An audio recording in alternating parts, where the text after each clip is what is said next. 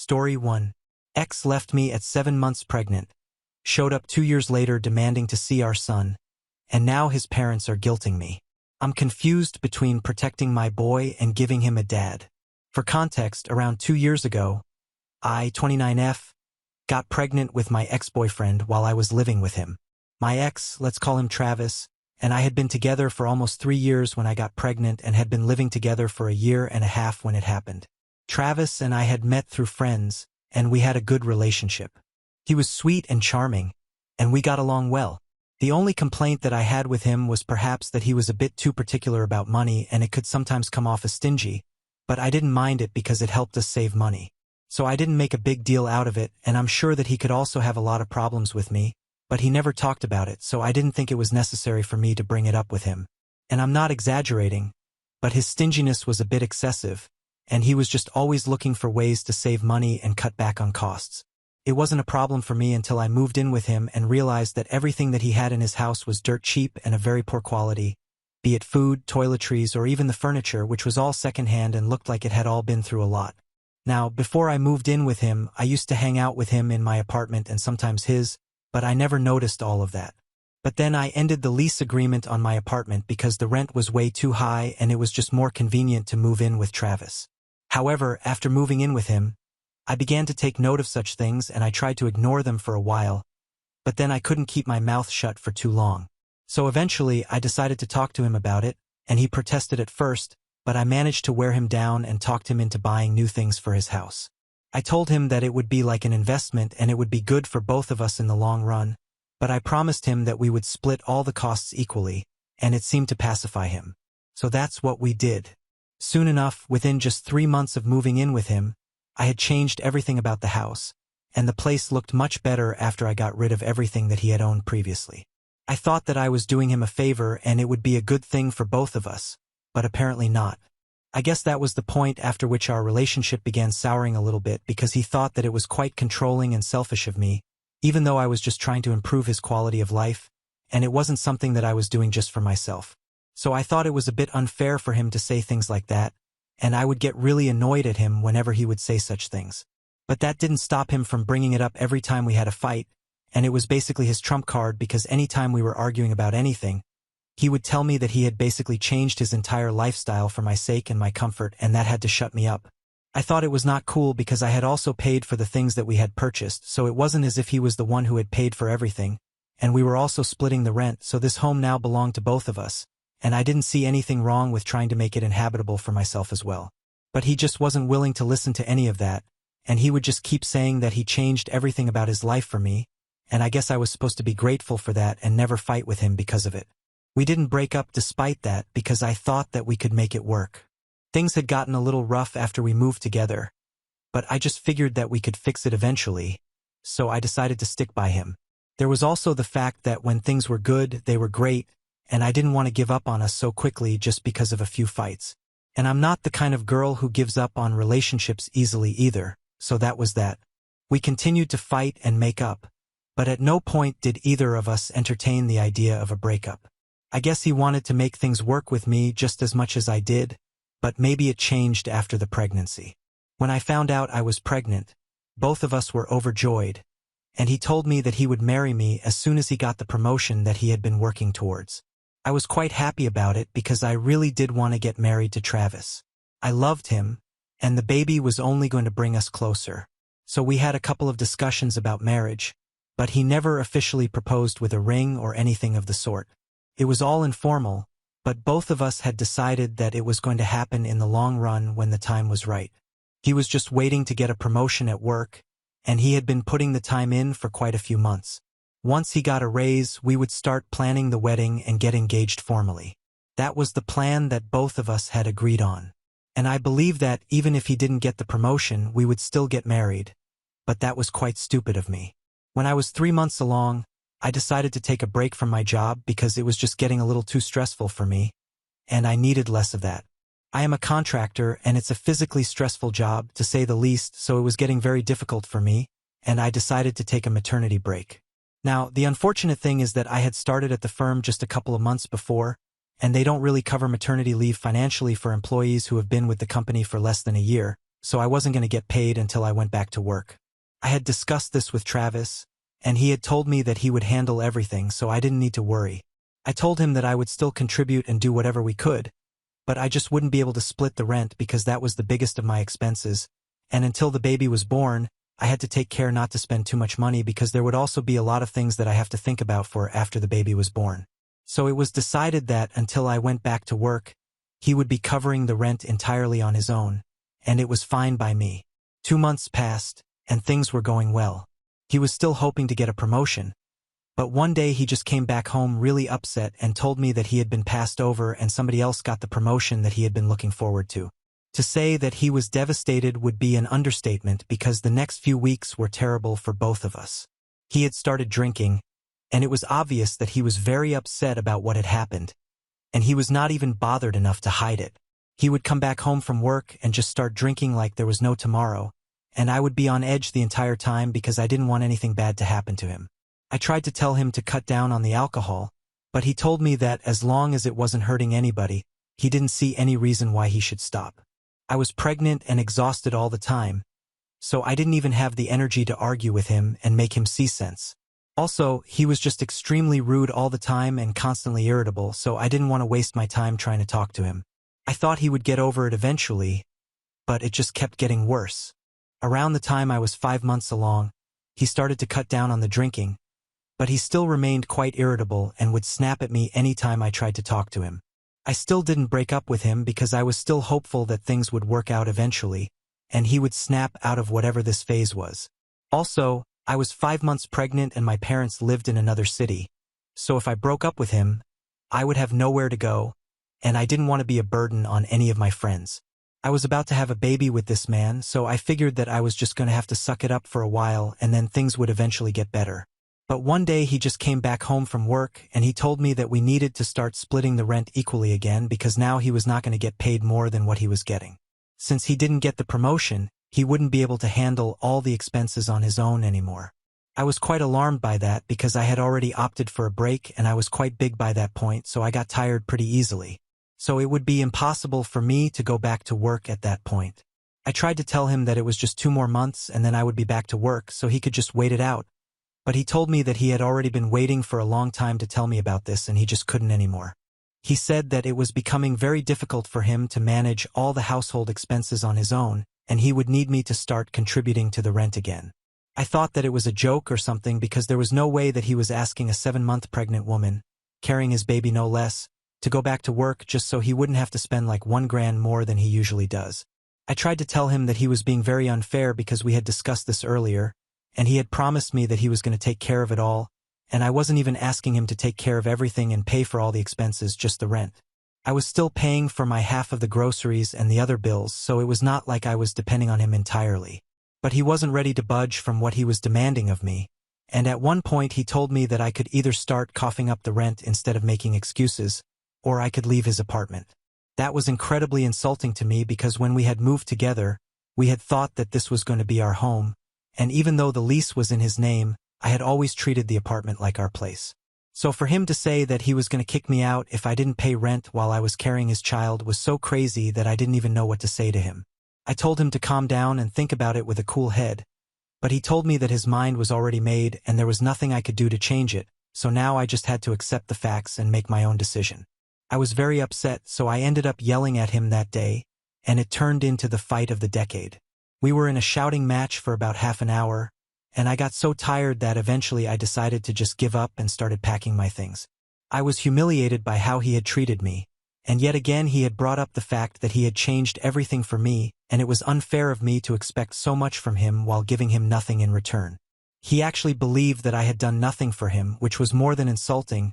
It was devastating for me because I loved him, and I just couldn't deal with the fact that he was saying such things to me. So I packed my clothes and moved in with a friend. I didn't want to be a burden on her, but I also could not tell her what had happened. So I tried to explain the situation to her without crying, but I just couldn't keep the tears in, and I ended up crying harder than ever because I was emotionally destroyed after that fight. My friend, Brianna, was nice enough to tell me that I could live with her without paying rent for as long as I had to, and she was not going to let me suffer. She and I had already been roommates in college, which is how I knew her, and I knew that she was a good person. But while we were living together when I was pregnant, she really exceeded my expectations and did everything for me that even Travis wasn't. Before I moved in with her, I would have to attend all my appointments with my OBGYN by myself because he was always too busy, but Brianna made sure that I didn't have to do any of it alone, and even when I went into labor, she was there by my side every step of the way.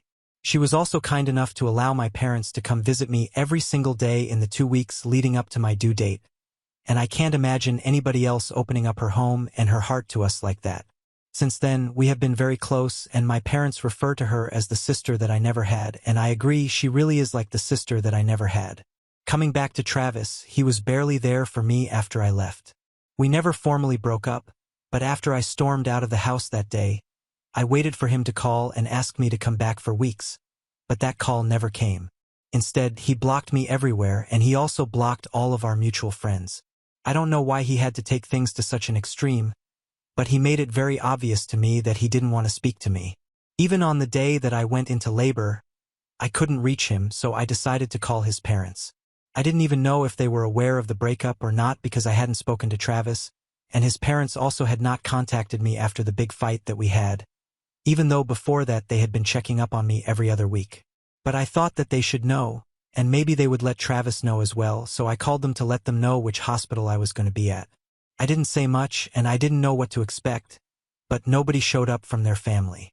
On the phone call when I was telling his mom that I was going into labor, she didn't sound like she cared, and when nobody showed up, I realized that she actually didn't, and neither did her husband, and definitely not Travis. When I gave birth to my son, the only people who were there were my parents and Brianna. I'm kind of grateful for it because I don't need Travis. However, that's how I feel now. Back then it was quite different. I was very disappointed that Travis hadn't shown up for the birth of his own son, but I tried to be strong because I knew that after this point there was no going back. I knew that I was going to have to be a single mother, and it was very obvious to me that Travis couldn't give less of a crap about his child. I cried my eyes out when I got home from the hospital, but after I was done crying, I decided that I was going to speak to a lawyer and make sure that Travis gave up his rights as a parent because if he hadn't even shown up for the birth of his son, there was no reason he had any right to be involved in our lives anymore. I was going to take care of myself and my son all on our own.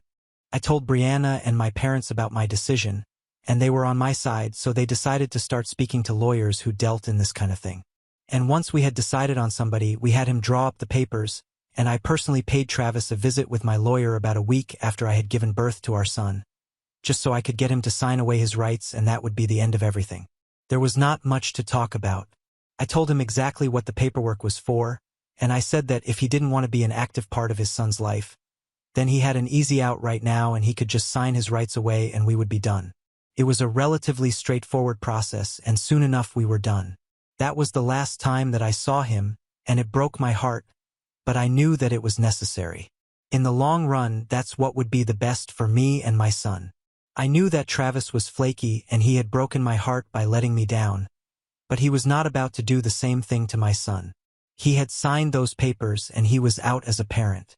There was no more coming back from that. After that, it was just me and my son. I didn't demand child support from Travis because I didn't want anything to do with him anymore, and I knew that he was very stingy, so he would make a whole song and dance about it if I did ask for child support. So I had to work really hard to be able to support myself and my son, and yet again, Brianna was extremely supportive of me. I went back to work just a few months after my son was born, and I had to dip into my savings so that I would be able to contribute to the expenses of living with Brianna and we would be able to split everything equally. She never asked for it, but I wanted to be of use because I felt really guilty living with her for free since she was also just an employee who got paid around the same amount that I did, and she was supporting me and my son without any complaints. My parents decided to rent out the house back in our hometown so they could move here to be closer to me. Rent was much higher around these parts, so it was a little expensive, but they managed to get an apartment close to Brianna. They asked me to come move in with them, but it was surprisingly Brianna who asked me not to, as she liked living with us and she had become attached to me and my son. So we decided to stay together. My parents would watch my son whenever Brianna and I were at work, and everything was just great. In a few months, I got so busy with work and raising my son that I completely forgot about Travis, and it really helped with the process of healing and moving on. When my son was about 8 months old, I heard from a couple of my friends that Travis was back to seeing other people, and surprisingly, it didn't even hurt me or make me feel anything. 2 years have passed since I broke up with Travis, and being a single mother has been great. It's at least better than being with somebody who doesn't love me enough and didn't even bother to be there for me and his son. I moved into my own apartment a couple of months ago since Brianna has also started seeing somebody, and even though it was very difficult for the both of us, I'm not sure that her new boyfriend would be comfortable with this arrangement. We still live close by, and every good thing has to come to an end someday, so I moved out a few months ago. She visits me every weekend, and so do my parents, and we make it a whole thing. Life has been good, and I definitely do not miss Travis. However, about a week ago, Travis showed up at my door and said that he was ready to be out of my life again. He told me that he had asked for my address from a friend, and after a lot of deliberation and failed dates, he had realized that he had made a huge mistake and he wanted me back. Not only that, but he also wanted a relationship with his son, and so he was back. Now, I thought it was ridiculous of him to expect that I would just take him back, no questions asked, and I told him that he was no longer welcome in my life. I tried to shut the door, but he told me that he was going nowhere until he at least got a chance to see his son. He told me that it was quite unfair that I was withholding his own child from him, and he hadn't even had the opportunity to see his own son even once since he was born, and it's been 2 years, so now he deserves to meet the boy at least once.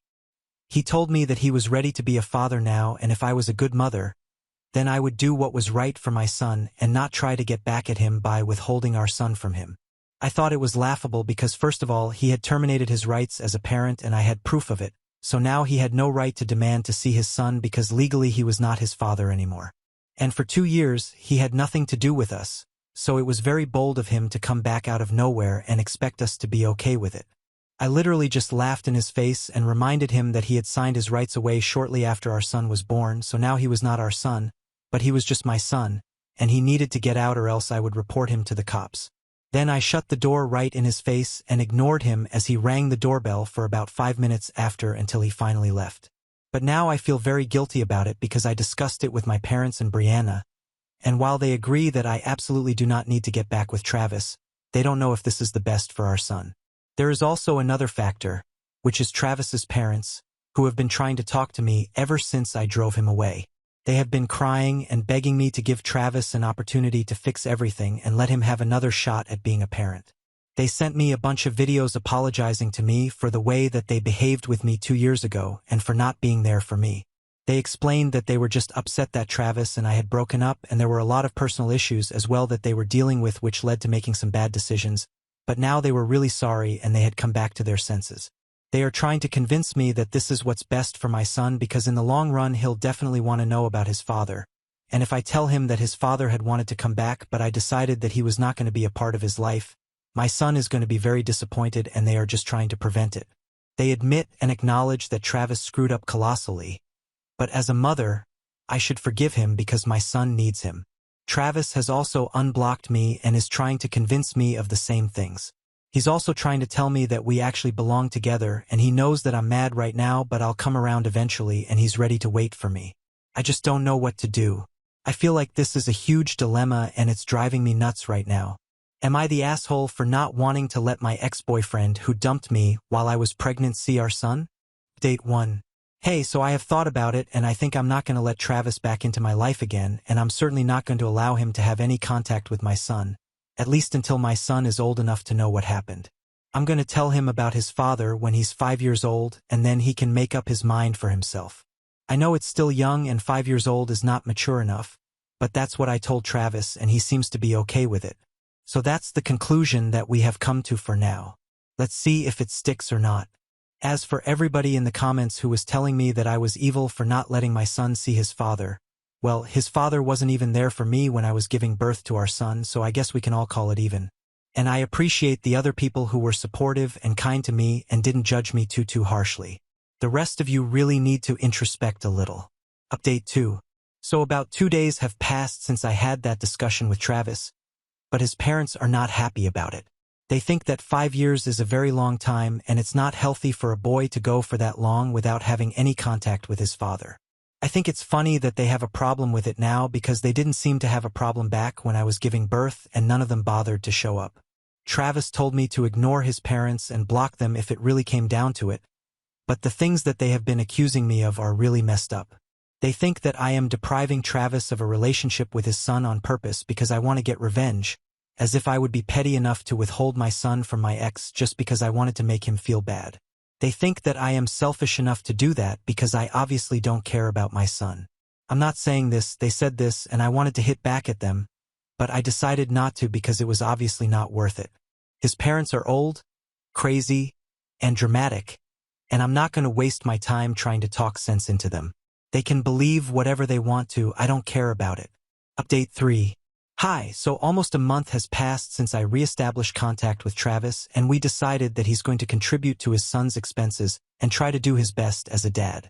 We are still trying to build trust between the two of us because otherwise it's going to be very difficult to co-parent well. I might introduce him to our son this year itself, but we are taking things slow right now. He has been quite apologetic so far and keeps telling me that he regrets everything that he did and wants to make up for it however he can. So I'm willing to give him a chance. And I also thought about it. I've been putting myself through a lot and really pushing myself to do better for my son. But here Travis is willingly stepping up to help me out. So I don't have any reason to reject his help. I'm going to give this a chance no matter what because it's for my son. Now on to the next story. Story 2. Ex-wife had an affair with her female coworker and left me after 7 years. Now they're married and want to adopt my son and secretly plan to move to Spain with him. Hi everyone. I, 35M, was married to my ex-wife, 34F, for 7 years. 2 years ago, my ex-wife came out as lesbian. This came as a complete shock to me. She and her partner were coworkers who had an affair since she joined the company a year before our divorce. We have a son together, 8M. This came as a complete shock to me. I was heartbroken and devastated. I felt betrayed, as I had spent 7 years of my life with this woman and it all felt like a lie. Now, when I confronted her, she told me that she had to live her truth and that she tried to suppress her identity because she didn't come to terms with it till she met her partner. When I asked whether she loved me, she told me that while she loves me, it's different than how she loved her new partner. This broke my heart even further. The divorce was quick, as she did not want anything from me and we agreed to a 50-50 split of custody. But I decided to go no contact with her and handled the custody transfer process through my sister, 27F, whom I moved in with after the divorce. I sold the house, and we mutually agreed that the excess money from the sale will be in a college fund for our son in the future. I could not bear to stay in that house anymore as it kept reminding me of her betrayal. For context, she introduced her partner as her work friend, and I believed her.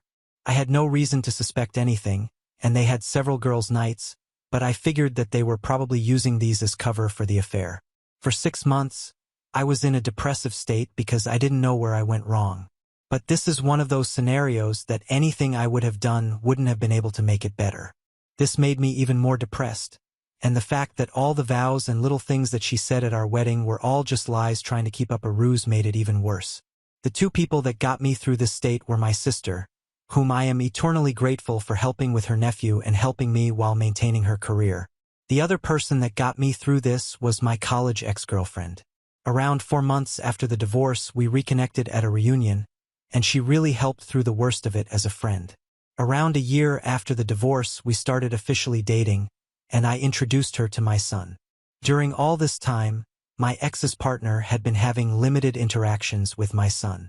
This was not because of me saying anything, but my ex-wife wanted him to adjust to his new reality. My son is in that weird age that he understands what's going on, but he doesn't really understand what's actually going on, if you know. He understands that mommy has a girlfriend and that me and his mom are not together anymore. I'm pretty happy considering we didn't really talk to him about the LGBTQ+ stuff because we had decided that we can talk about this when he's a bit older. But I'm happy that he's come to terms with the divorce. Around 8 months ago, my ex said that she was officially moving in with her partner and that she was engaged. At this point, I still was on no contact except brief conversations that concerned our son. She invited me to the wedding, but I declined. They were planning to have a destination wedding in Spain, where her girlfriend lives. She wanted to take our son to the wedding, and he would have to miss school for a week, since she wanted him to meet her girlfriend's family as well. I told her that missing school for a week does not make sense and that she should plan her wedding when he is on vacation since she doesn't have a fixed date yet. She argued that most likely they won't have a date that will align with his vacations and that they are getting married as soon as possible. I relented and agreed, since I didn't want to interact with her anymore, and it was well within her rights to have her son at her wedding. The problem started when my son came back after the wedding. He was supposed to stay with me since we have a flexible week-in, week-out custody arrangement. She wanted to take my son on her honeymoon so that he has a chance to bond with his new stepmother. I told her that she had already had 2 weeks with him, since she had custody for a week before the wedding, and that I wanted to spend some father-son time with him. I told her that it's well within my rights and that she should go spend some time with her new wife. She argued that since our son's interactions with her partner were limited because of her busy schedule, that this was a great opportunity for them to bond. I told her that she had 2 weeks for him to get to know her partner. She said that they were busy with the wedding and did not have time. I told her that I had taken vacation days for us to go to a motorcycle expo and build a Lego set, 2 things that my son absolutely loves. She kept arguing, and I finally told her that the custody was placed for a reason, and that's the one thing I will not negotiate on. She got angry at me and left. Me and my son had a great experience. I even got him one of those kid-sized motorcycles since he liked them so much. Over the next few weeks, we returned back to our week-in/week-out routine. One day, I find that my ex posted a photo shoot of them and my son under a caption of #lesbianemies. I thought that it was a post and it probably meant nothing, but it was showing them as a family, and something about that did not sit right with me. When I got my son for the week, I asked him if his mom was saying anything to him. He relented a bit, but told me that his mother had been trying to convince him to call her partner his mom. This was a shock to me as I never expected my ex to do this. Then again, I've been wrong about these things before. I asked him if that's something he wanted, and he told me that he is much more comfortable calling her by her first name and that he feels weird with calling 2 people mom. I told him it's okay and that he shouldn't feel pressured to do anything. I called my ex and asked her to meet up because this was serious and I wanted to discuss this. I confronted her about this, and she told me that since her and her partner were married, it's only natural for our son to have 2 moms now. I told her that it's not okay for her to try and convince him into calling her partner his mom because she is not his mother. She doesn't have an active parenting role in his life, and that any major parenting decisions require the 2 of us. She tried making an argument that since me and my girlfriend were becoming serious now and that eventually I might want him to start calling her mom. I told her even if we become serious, I won't try and convince our son to start calling her mom because he already has 2 parents and he doesn't need more. Then she dropped the bombshell on me. She told me that she and her partner were hoping that eventually down the line they can file for adoption. I'll still be able to visit and see my son, but she wanted her and her wife to have legal guardianship because they wanted to build a new family with them. I told her absolutely not and that our partners have no say in our kids' lives.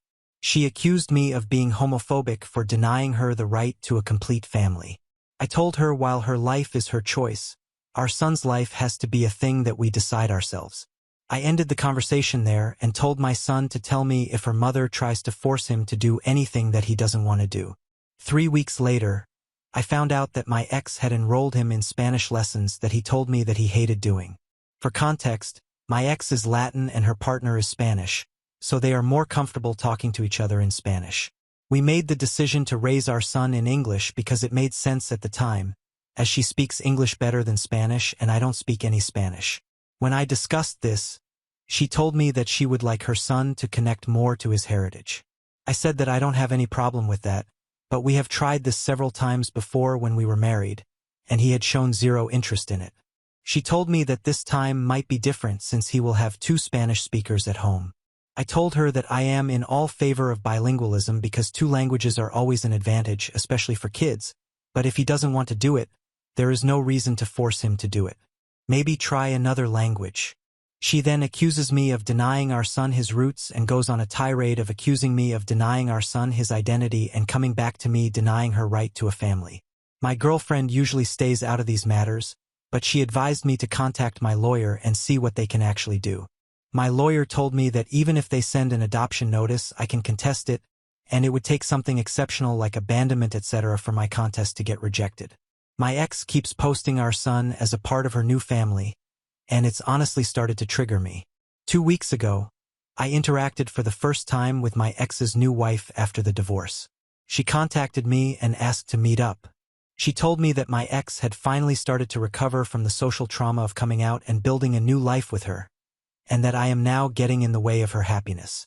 She accused me of being emotionless and uncaring through our divorce and how I guilt-tripped her into agreeing to my demands of 50-50 custody, and how I should just agree to the eventual adoption in a few years because she has always wanted a son, and that I will still remain my son's dad and I can still visit him. I told her that I don't care what her emotional state was during the divorce and that my demands were fair even to the most irrational person. I told her that if they want to create this image of a perfect family, then they should have another kid that has no connection to me. I feel like all this has started to affect my son more than anything. He is a lot less happier than he was just a few months, as we had started to adjust to this new reality. For context, since I know this is going to come up eventually, the emotional trauma of my ex coming out is basically the fact that her family effectively disowned her after coming out. Her parents don't talk to her anymore, while my son has plenty of interactions with his maternal grandparents when he's with me. Those two combined make significantly more money than I do alone. However, my ex-wife makes less money than me, but her partner is in a senior position, so she has more stability. This is also an argument my ex-wife used when we discussed adoption, since they can then send our son to a private school and generally give him a better life. I don't know if this is a factor, but the recent elections may have caused this because they are worried that they might not be able to adopt soon, but they don't want to adopt my son now but in a few years, so I doubt this to be true. Update 1. Hi all. It's been crazy seeing everyone's reactions to the situation, and I wanted to share a quick update with you all. First of all, I'd like to clarify that my son and I have been going to therapy since the divorce. He was doing quite well until the whole mom saga happened. My in-laws disowned her after she came out. They were not even aware about the affair when she came out to them. They still spend time with my grandson under the condition that they don't badmouth my ex and don't preach their views to him. They agreed and said that they valued a relationship with their grandson over any political view they might hold. I have been a part of every interaction that they have had with him because I was worried they might say something. Thankfully, this has not been the case. Her extended family has said to me that they have all cut her off as well, some for the affair and some for her being gay. Our mutual friends also cut her off because of the affair. All our mutual friends were my work buddies and their spouses/partners. I did not ask them to do anything, they came to the decision on their own. I was actually glad when she told me that she had made a friend on her own, as she used to complain about not liking her colleagues. We all know how that turned out. I'm pretty sure they're not planning to skip the country. I have all my son's documents, and we decided it during the divorce because she was still figuring out where to go, and since I was moving in with my sister, the chances of them getting misplaced were low. I also have had no demands for any documents, and she returned the passport to me when we came back. The whole adoption thing probably stems from the fact that my son has a very close relationship with his mother. The only times he has really complained to me is when she asked him to call her partner mom and that she was making him do Spanish classes that he did not want. We did everything for him equally during our marriage, but I had to travel out of state to my parents frequently during COVID because they were sick with pre-existing conditions and couldn't take care of themselves. My sister was on an assignment abroad at that time. My sister also agreed with this. Please let me know your thoughts. I listened to people and contacted my lawyer, who is also my friend, today morning. He told me the same thing as last time and that it would take something really unusual for the adoption process to go through, like child abandonment. He also said that they are a bunch of idiots that have no idea how the law worked. He also told me that if the whole "we want to adopt him" is a real thing and if she is talking about me to my son and I could prove it, I could get custody. This has not been the case, as I've not heard my son say that his mom says bad things about me. This brought me a sigh of relief. I plan to contact my ex today with the following conditions. 1. We both install parenting apps and document all interactions. 2. No more mention to me or my son regarding adoption or calling her partner mom. 3. No more posting images of my son as a part of their perfect queer family, because frankly, I don't want my son's photos on the internet when as he is so young, and he can decide what he wants when he is older. I plan to talk to my ex in a couple of hours. Please let me know what you think about this. Update 2. Hi all. So I talked to my ex today. She was busy yesterday, and I wanted some more time to gather my thoughts. When we met, I put forth my demands. She told me that the parenting app idea seems fine and that she has no problem with it. She got sad when I told her to drop the idea of adoption and calling her partner mom, as it's just not going to happen. She told me that her family was pressuring her to settle down. I proposed after a year of dating, and I did not know this. And getting pregnant so soon after getting married was not what she had in mind. She got pregnant 1.5 years after getting married. Is that soon? She told me that she was in the closet all her life because of her parents and that she thought marrying me would cause her feelings to subside and that she was happy until she met her partner. She did go through postpartum depression after giving birth, but I did not know that she didn't want to get pregnant so soon. She then told me that her wife and her, that the reason they wanted to adopt my son was because she wanted to start new. She then said that she was never really happy during our marriage and that with her new wife, she could have the family she always dreamed of having. She didn't want my son to grow up to resent her for being a lesbian, as he doesn't have either any exposure to people like her apart from her and her partner. Look, I have to be honest here. I don't know any gay people, nor anyone in my friends or family is gay. We never talked about these things because it simply doesn't come up in our daily life. But that doesn't mean me and my son have no idea who they are, especially after the divorce. I told her that this is not going to happen and that he has had a lot of exposure to people from her community. I told her that seems like a random reason for separating my son and me and that she is making up some random reason to make her seem like it is. After some arguing, she told me the real reason why she and her partner want to adopt my son. Reddit is crazy for their prediction abilities, like honestly, wow.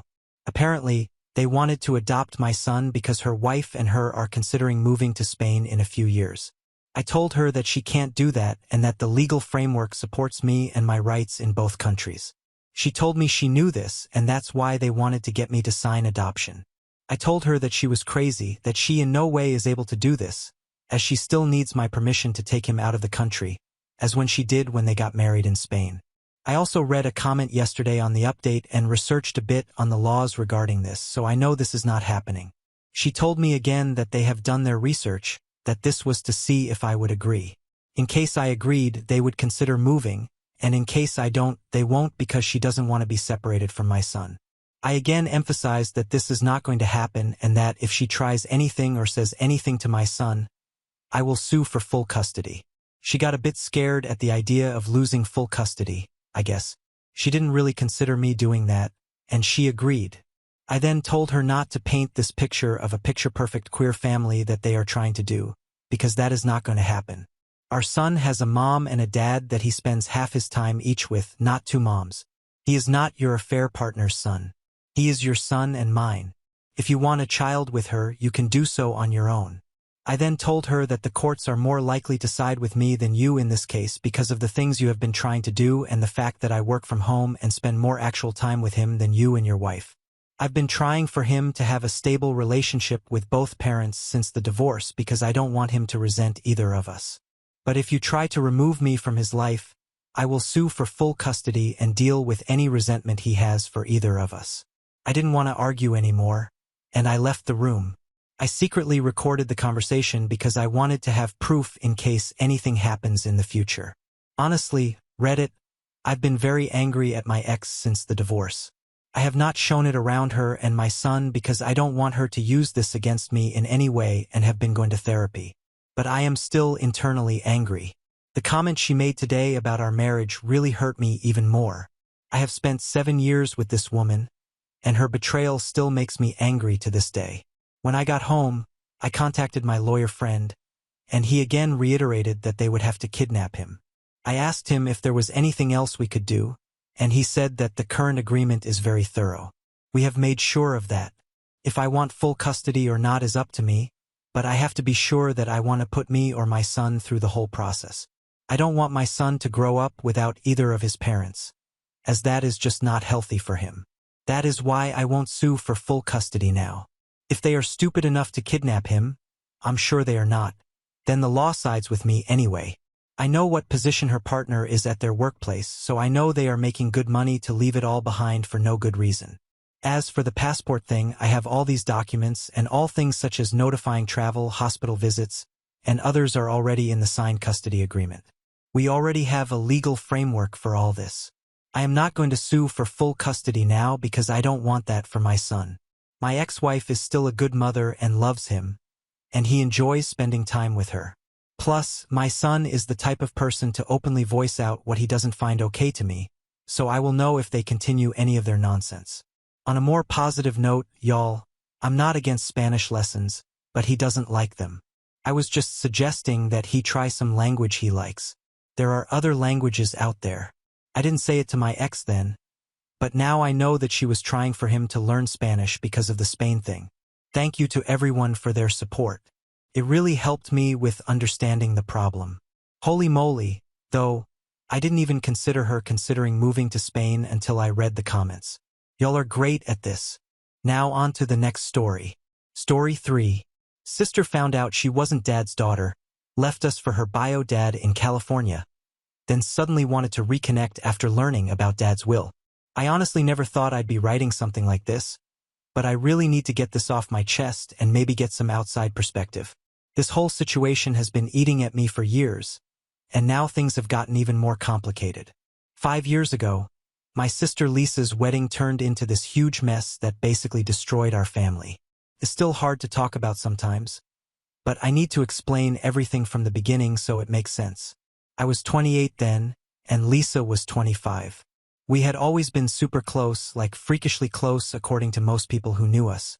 Even though I was 15 months older, we were basically joined at the hip growing up. I kind of took that closeness for granted. We did literally everything together, shared clothes, usually without asking, had all the same friends, and were always in each other's business. Our mom used to say she could never invite just one of us anywhere because we were a buy one get one free deal. Man, thinking back to our teenage years makes my heart hurt a little. We seriously did everything together. Like, we'd be up at 2 a.m. on a school night, sprawled on my bed eating contraband snacks we'd hidden from mom, just talking about the dumbest stuff. We had this whole system worked out for covering each other's backs, too. If Lisa wanted to go to a party our parents definitely wouldn't approve of, I'd say she was studying at my friend Sarah's house. When I wanted to meet up with this guy I was seeing who, looking back, was kind of a total tool, she'd tell mom and dad I was at the library. We never got caught, either. We were pretty good at the whole partner in crime thing. The amount of time we spent planning our future weddings was honestly ridiculous. Lisa was obsessed with having this perfect spring wedding. She wanted cherry blossoms everywhere. Like, she literally wanted to get married in a cherry blossom grove. She'd spend hours showing me pictures of these gorgeous Japanese gardens and planning how she'd recreate that whole vibe. Meanwhile, I was dead set on having this super dramatic winter wedding with fake snow and icicle lights everywhere. We used to joke that we'd have to get married 6 months apart so we could each be maid of honor at the other's perfect wedding. It's kind of crazy to think about now. If someone had told me back then how everything would turn out, well, I probably wouldn't have believed them. When Lisa got engaged to her college sweetheart, James, it felt like everything was falling perfectly into place. James was exactly the kind of guy we talked about during those late-night sister chats. Kind, funny, and completely devoted to Lisa. I was thrilled when she asked me to be her maid of honor, though we both knew it was never really a question. We spent hours poring over wedding magazines, creating Pinterest boards, and visiting venues. It was like we were little girls playing wedding again, except this time it was real. Our parents had divorced when we were teenagers. I was 16 and Lisa was 15. Despite the split, they had managed to maintain a civil relationship for our sake. Mom had remarried a wonderful man named Steve 3 years after the divorce. He was kind and thoughtful, always making sure we felt included in their new life together without trying to replace our dad. Dad chose to stay single, channeling his energy into building his real estate development business. He always said his daughters were all the family he needed. Both parents had agreed to split the cost of Lisa's dream wedding equally. Dad had done particularly well with his business over the years, and he insisted on making sure Lisa had everything she wanted for her special day. "My little girl only gets married once," he'd say, beaming with pride whenever we showed him the plans. The trouble started 2 weeks before the wedding. Lisa and I were at Mom's house going through old family photos for the reception slideshow. We wanted to include lots of childhood pictures. Lisa and me in matching Easter dresses, family vacations at the beach, Dad teaching us to ride bikes. We were in the attic, surrounded by dusty boxes and memories, when Lisa found a stack of letters tied with a faded blue ribbon. At first, we thought they were love letters between our parents from when they were young. Lisa started reading one aloud, giggling, but her voice quickly trailed off. Her face went pale, and her hands started shaking.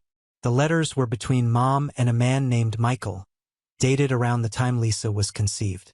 They detailed their affair and Michael's desperate pleas to be part of the baby's life, a child that would turn out to be Lisa. I'll never forget the look on Lisa's face as the truth sank in. She had always been especially close to Dad, while I was the more independent one. Lisa was Dad's little shadow growing up. She followed him around his workshop, learning about tools and helping him with projects. She even chose to study business in college because she wanted to take over his real estate company someday.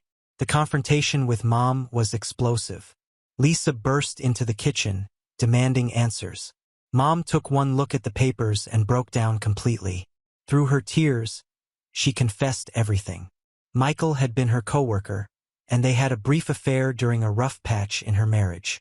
When she found out she was pregnant, she chose to stay with Dad and never told anyone about Lisa's true paternity. She begged us to understand that she was young and scared, and that she had only wanted to protect our family. Lisa was adamant about telling Dad the truth before the wedding. I tried to convince her to wait until after the ceremony, worried about how this would affect her special day. "How can I walk down the aisle with him knowing I've been living a lie my entire life?" she demanded.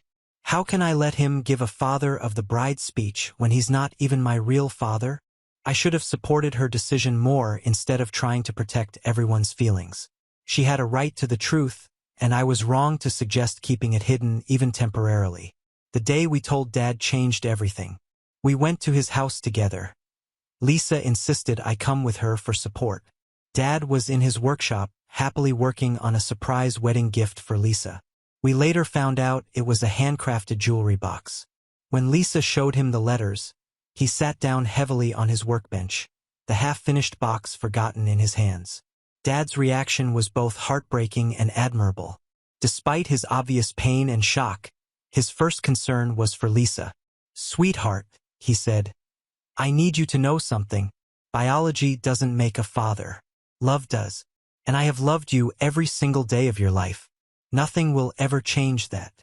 He offered to still walk her down the aisle if she wanted him to, but Lisa was too overwhelmed by everything. She postponed the wedding, saying she needed time to process. That's when things really started falling apart. Lisa became obsessed with finding Michael. She spent hours online, tracking down every lead she could find. When she finally located him through social media, he was surprisingly eager to meet her. Unlike Dad, Michael had never married or had other children. He welcomed Lisa into his life with open arms, and what started as simple curiosity soon turned into something more intense. Lisa began spending more and more time with Michael, learning about her real heritage and family history. She discovered they shared a love of photography and similar mannerisms. Michael showed her old family albums, telling her she had her grandmother's eyes and her aunt's smile. With each new connection she found with Michael's family, she seemed to distance herself further from ours. This is where I made what Lisa considers my unforgivable betrayal. I couldn't stand watching Dad suffer as the daughter he had raised for 25 years slowly slipped away. One evening, after Lisa had canceled yet another dinner with Dad to spend time with Michael, I confronted her. I reminded her of all the times Dad had been there for her. I pointed out that while Michael might be her biological father, he hadn't been the one sitting through every dance recital or checking for monsters under her bed. "You don't understand," Lisa shot back. "You get to be sure about who you are. You're Dad's real daughter. I've been living a lie my whole life. Every time I look in the mirror now, I wonder what parts of me come from a stranger. Our relationship deteriorated rapidly after that conversation. She accused me of taking Dad's side and not supporting her need to explore her true identity. Within months, she had moved to California to be closer to Michael. What really hurt us was when Lisa decided to have a small wedding ceremony in California with Michael walking her down the aisle. She didn't invite Dad or me. We found out about it through Facebook photos that a mutual friend shared. Dad tried to put on a brave face, but I knew he was devastated. He had already bought her wedding gift, not just the jewelry box he'd been making, but also a substantial down payment for a house. He never asked for the money back, just quietly transferred it to her account with a note saying he hoped she would be happy. For the next few years, I tried to maintain some contact with Lisa through social media and occasional texts, but she was distant and cold. Meanwhile, I grew even closer to Dad. He was struggling with depression after losing Lisa, and I made sure to visit him regularly and include him in my life as much as possible. We had Sunday dinners together, and I started learning about the real estate business from him, not because I wanted to take over anymore, but because I knew it gave him joy to share his knowledge with someone who cared. 2 years ago, Dad started showing signs that something wasn't right. He would forget appointments, get confused about simple tasks, and sometimes get lost driving to familiar places. After several concerning incidents, I convinced him to see a doctor. The diagnosis was devastating: early-onset Alzheimer's. The doctor said that while medication could slow the progression, we needed to start preparing for the future while Dad was still clear-minded. That's when Dad decided to put his affairs in order. He made me his power of attorney and decided to leave the bulk of his estate to me. His house, his business holdings, and most of his savings. I tried to convince him to split things more evenly, arguing that Lisa was still his daughter in all the ways that mattered. But Dad was adamant. "I'm not doing this to punish Lisa," he explained. "I'm doing this because you've proven yourself capable of managing these responsibilities. The business, the properties, they need someone who understands them and cares about them. You've shown that you do." Last month, Lisa somehow found out about Dad's will through a family member. Suddenly, my phone was buzzing constantly with texts and calls from her. She said she had done a lot of soul-searching and realized she had been unfair to both Dad and me. She claimed she missed having her sister in her life and wanted to make things right.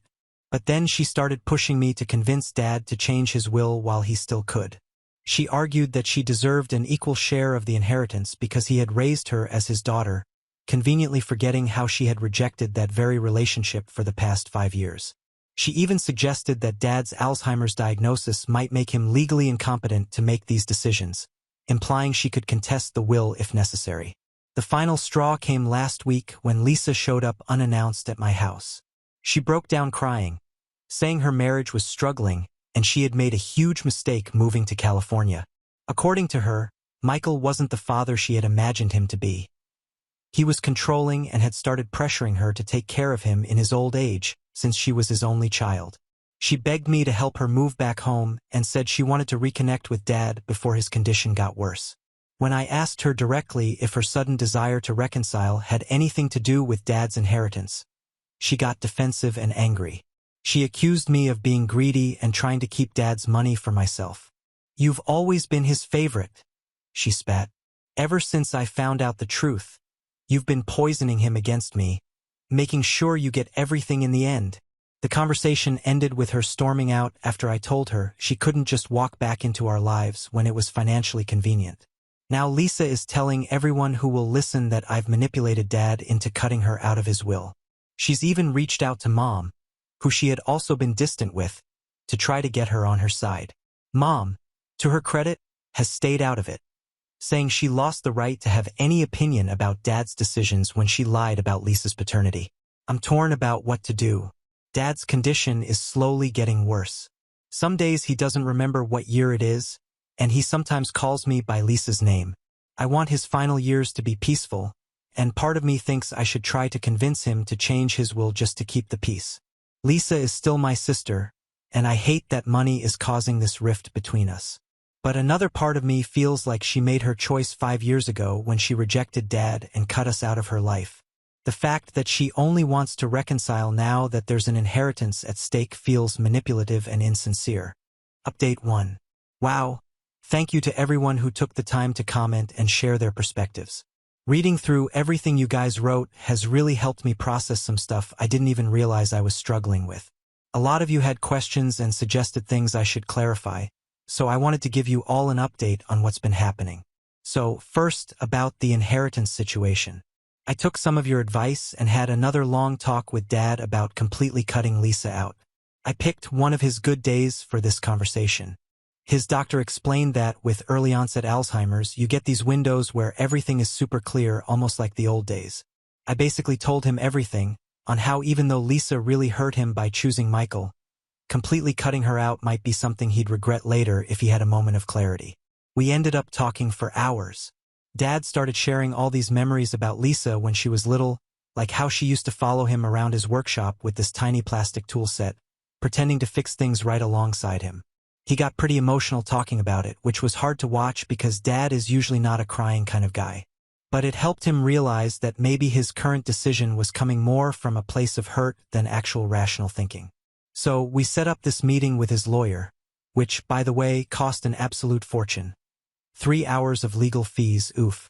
Dad decided to set up this smaller trust fund specifically for Lisa's future kids' education. It was actually kind of brilliant how he structured it. The trust can only be used for education expenses. We're talking tuition, books, that sort of thing. No fancy cars or spring break trips being funded with this money. Dad also added this clause that Lisa has to maintain regular contact with him, at least monthly visits or calls, for a full year before the trust becomes active. His reasoning really made sense to me. He said this way he's still providing for his potential grandkids, who shouldn't be punished for any of this adult drama, while also acknowledging that I was the one who actually stuck by him through everything. Plus, the contact requirement means Lisa can't just show up, grab the money, and disappear again. She has to actually put in the effort to rebuild their relationship. If I'm being completely honest, I think it's more than fair, considering everything that's happened. It's helping me realize that maybe I've been carrying around more anger about this whole situation than I thought. The therapist says it's normal to feel betrayed by Lisa, but that I need to work on processing these feelings in a healthy way instead of letting her eat at me. She's probably right, but it's hard when new drama keeps popping up every other day. Also, for everyone asking, yes, Dad's newest medication seems to be helping with his symptoms. He's having more good days than bad lately, which is a huge relief. I've been recording him telling stories about our childhood when he's having clear days. The doctors suggested it might help both him and us later when his condition progresses. It's bittersweet, but at least we're making the most of the time we have. Update 2. Okay, so a lot has happened since my last update, and honestly, I'm still trying to process everything. I've been sitting here for like an hour trying to figure out how to even start explaining this mess. I guess I'll just dive right in. Yesterday morning, I got this unexpected message from Michael, Lisa's bio dad, on Facebook. At first, I almost deleted it without reading because I figured it was just more drama, but something made me open it. Thank God I did, because what he revealed completely changed my understanding of this whole situation. Turns out, Michael has been feeling guilty about his role in everything that's happened. He said he should have told us the truth months ago, but he was afraid of losing his relationship with Lisa. Apparently, Lisa had been lying to all of us about her new life in California. Their father-daughter relationship isn't this amazing bond she's been pretending it is. It's actually been really strained for the past year. According to Michael, Lisa has been pressuring him to sell his house and invest in some business venture she and James got involved with. When he refused, she started guilt-tripping him about all the years of fatherhood he owed her. He said she's become increasingly manipulative, even trying to get his sister to convince him to take out a second mortgage. The business venture turns out to be this super sketchy MLM thing that James got sucked into after losing his job last year. But wait, it gets worse. Michael also revealed that Lisa and James have been having serious marriage problems. Apparently, they've been secretly separated for the past 3 months. James moved out after they had this huge fight about money. They're basically drowning in debt from this MLM stuff. Lisa never told any of us about any of this. She's been keeping up this whole picture-perfect facade on social media while her life is falling apart. I was still trying to process all this when Lisa showed up at my house again this morning. This time, she brought James with her. Yeah, apparently they're working things out now. They had this whole presentation prepared about Dad's estate and how unfair it was that I was getting everything. Lisa kept talking about how she'd forgiven Dad for his rejection of her and how she was ready to be a proper daughter again. I let them talk for about 10 minutes before I finally had enough. I pulled out my phone and just started reading Michael's message out loud. You guys, I wish I had recorded Lisa's face. She went from this fake, sweet, understanding daughter act to straight-up panic in seconds. James actually got up and walked out in the middle of it. Guess he didn't know Lisa had been lying to Michael, too. After James left, Lisa completely broke down. Through her sobbing, the whole truth finally came out. Their perfect California life had been anything but perfect. James lost his job about a year ago and got involved with this MLM company selling some kind of health supplements. They burned through their savings, maxed out their credit cards, and even took out personal loans trying to build their business. Now they're over $100,000 in debt. Lisa admitted she'd been trying to get money from Michael for months, playing up the whole long-lost daughter angle. When that didn't work, she thought she could convince Dad to change his will and then talk me into giving her a bigger share of the inheritance. She said she was desperate and didn't know what else to do. I'll be honest, part of me felt sorry for her.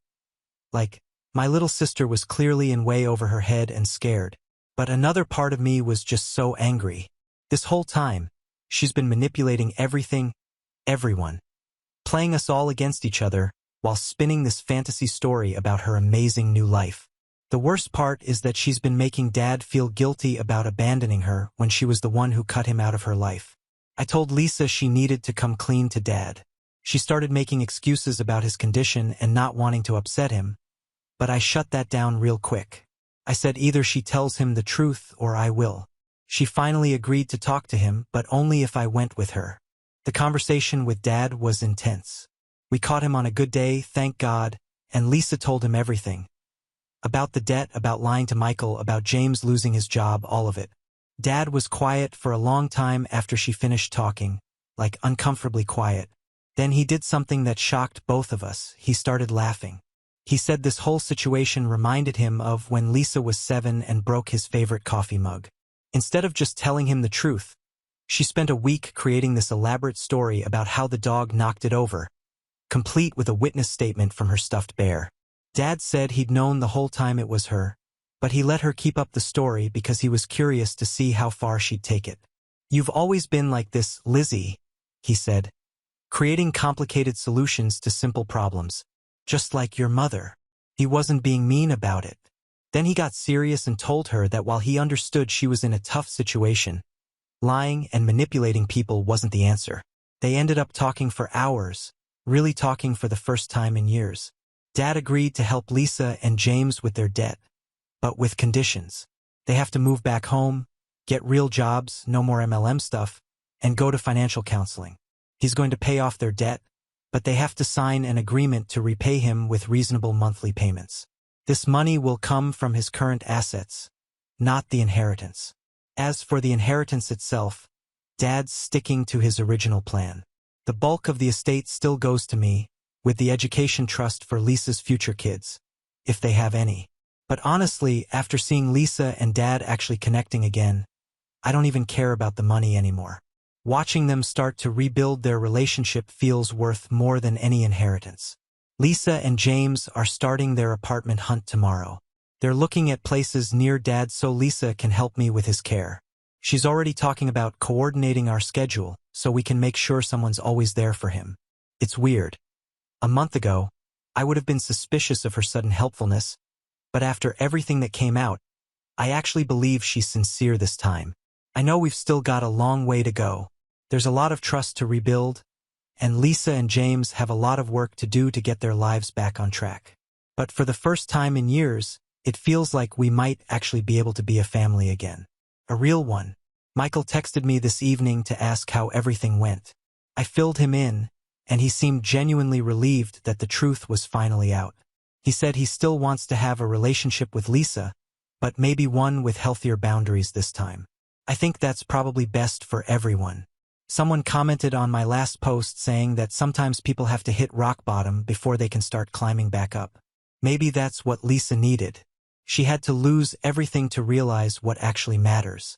Dad always used to say that the true test of a person isn't whether they make mistakes, but how they handle things once those mistakes catch up with them. I guess we'll see if Lisa can pass the test this time around. Edit. Thank you for all the awards and supportive comments. A lot of you have asked if I'm going to do another update. I probably will, once Lisa and James get settled in and we see if all these changes stick. Fingers crossed. Update 3. First off, Lisa and James did move back to our area. They found this cute little apartment about 10 minutes from Dad's house. It's way smaller than their place in California, but Lisa says it actually feels more like home. They've both found jobs, real ones this time, no MLMs in sight. James is working at a local tech company. Turns out, when he's not caught up in get-rich-quick schemes, he's actually pretty good with computers. And Lisa is working as an office manager at a medical practice. The debt repayment plan with Dad is going smoothly so far. They haven't missed a single payment, and Lisa's actually been putting in extra hours at work to pay it off faster. I know some people in the comments thought Dad was being too generous by helping them, but honestly, it was the right call. Seeing Lisa actually take responsibility and work to fix her mistakes has done more for their relationship than any punishment could have. The biggest change has been in how we handle Dad's care. Lisa and I worked out the schedule where we each take certain days to check on him and help out. She handles Mondays, Wednesdays, and Saturday mornings. I take Tuesdays, Thursdays, and Sunday afternoons, and we alternate Fridays. It's actually working really well. Dad gets consistent care, and neither of us gets overwhelmed. Speaking of Dad, his condition is, well, it is what it is. The doctors say the medication is helping slow the progression, but we can all see the changes. He has more bad days than good ones now. Sometimes he gets confused about which of us is which or thinks we're both teenagers again. But even on his worst days, he seems happier having both his daughters around. Lisa's been amazing with him, actually. She has this way of going along with whatever time period he thinks he's in, making him feel safe and understood instead of frustrated. Last month, we had this really tough day where Dad couldn't remember Mom had been unfaithful or that Lisa wasn't biologically his. He kept talking about their camping trips when she was little, and Lisa just went with it. Later, I found her crying in the kitchen and asked if she was okay. She told me those camping trips actually did happen. She just hadn't remembered them until Dad started talking about them. She said she'd spent so many years focusing on what Michael could give her that she'd almost erased all the ways Dad had already been there for her. As for Michael, that situation has evolved too. After everything came out about Lisa trying to get money from him, they took a few months of space from each other. Now they have what Lisa calls a coffee shop relationship. They meet for coffee once a month, keep things light, and don't discuss money or obligations. It seems to work better for both of them. Michael's even stopped introducing Lisa as his long-lost daughter, and just calls her Lisa, which feels healthier somehow. The inheritance situation hasn't changed. Dad's will is still the same, with me as the primary beneficiary and that education trust for Lisa's future kids. But honestly, it doesn't feel important anymore. Lisa and I talked about it the other day, and she said something that really stuck with me. She said the inheritance was never really about the money. It was about who Dad trusted and valued more. I thought getting a bigger share would prove he loved me as much as you. Now I realize I was measuring the wrong thing all along. I know this all probably sounds too perfect, like one of those cheesy Hallmark movies where everything works out in the end. Trust me, it's not perfect. Lisa and I still disagree sometimes. Dad still has really bad days, the debt isn't magically gone, and years of hurt don't just disappear overnight. But we're all trying to be better. Now on to the next story. Story 4. I spent my life savings on my jobless boyfriend while he chased his dreams. After a year and $25,000, I finally cut him off when he said I was the one using him. My boyfriend and I started dating in July of 2014. He is the biggest optimist in the world and lived a pretty cushy life as the only child of divorced parents. We both lived separately and had jobs that covered all our bills and then some. He bought an expensive sports car, gaming computer, and purebred dog, important later. He was in school while I had graduated a year before and started work at my first big kid job. Life was great, and the first 6 months were some of the happiest times of my life. The first week of January 2015, he was wrongfully terminated from his job. A new supervisor was on the warpath to replace everyone on BF's shift with his friends and waited until the new year after the holiday rush was over to start cleaning house. Government sided with BF during the unemployment claim, and BF started receiving benefits. He decided to focus on finishing school instead of looking for more work. This is where the crack started. He was supposed to graduate that May, but he failed a class and couldn't, so he had to go to school in the summer. In June, his savings ran out and he could either afford his car payment and insurance or rent. His lease was up at the end of July, so I agreed to pay his rent and he could move in with me in July and finish school. He found out weeks before he was supposed to graduate that he needed one particular elective to get out. He had to go to school that fall, too. I demanded he get a job to help with expenses, as I wasn't planning on having to support him for so long. A month or two, fine. 6 months? No. He got a job as an insurance agent for an extremely reputable company at the end of July. Turns out this job is commission-based. Being the optimist he is, the manager's talk of being able to make unlimited amounts of money drew him in. I paid for him to take the certification tests he needed to work, and he started trying to build a client base selling structured financial products. He made and makes nothing.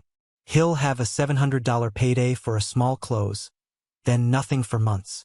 He's out there busting his ass every day, but building a financial client base from scratch without any family privilege or existing networks is ridiculously hard. In September 2015, we downsized from my fancy downtown apartment to a POS house on the edge of the ghetto. I paid the security deposit and double rent at both places for a month, as that's how the lease overlaps worked out, totaling about $3,500.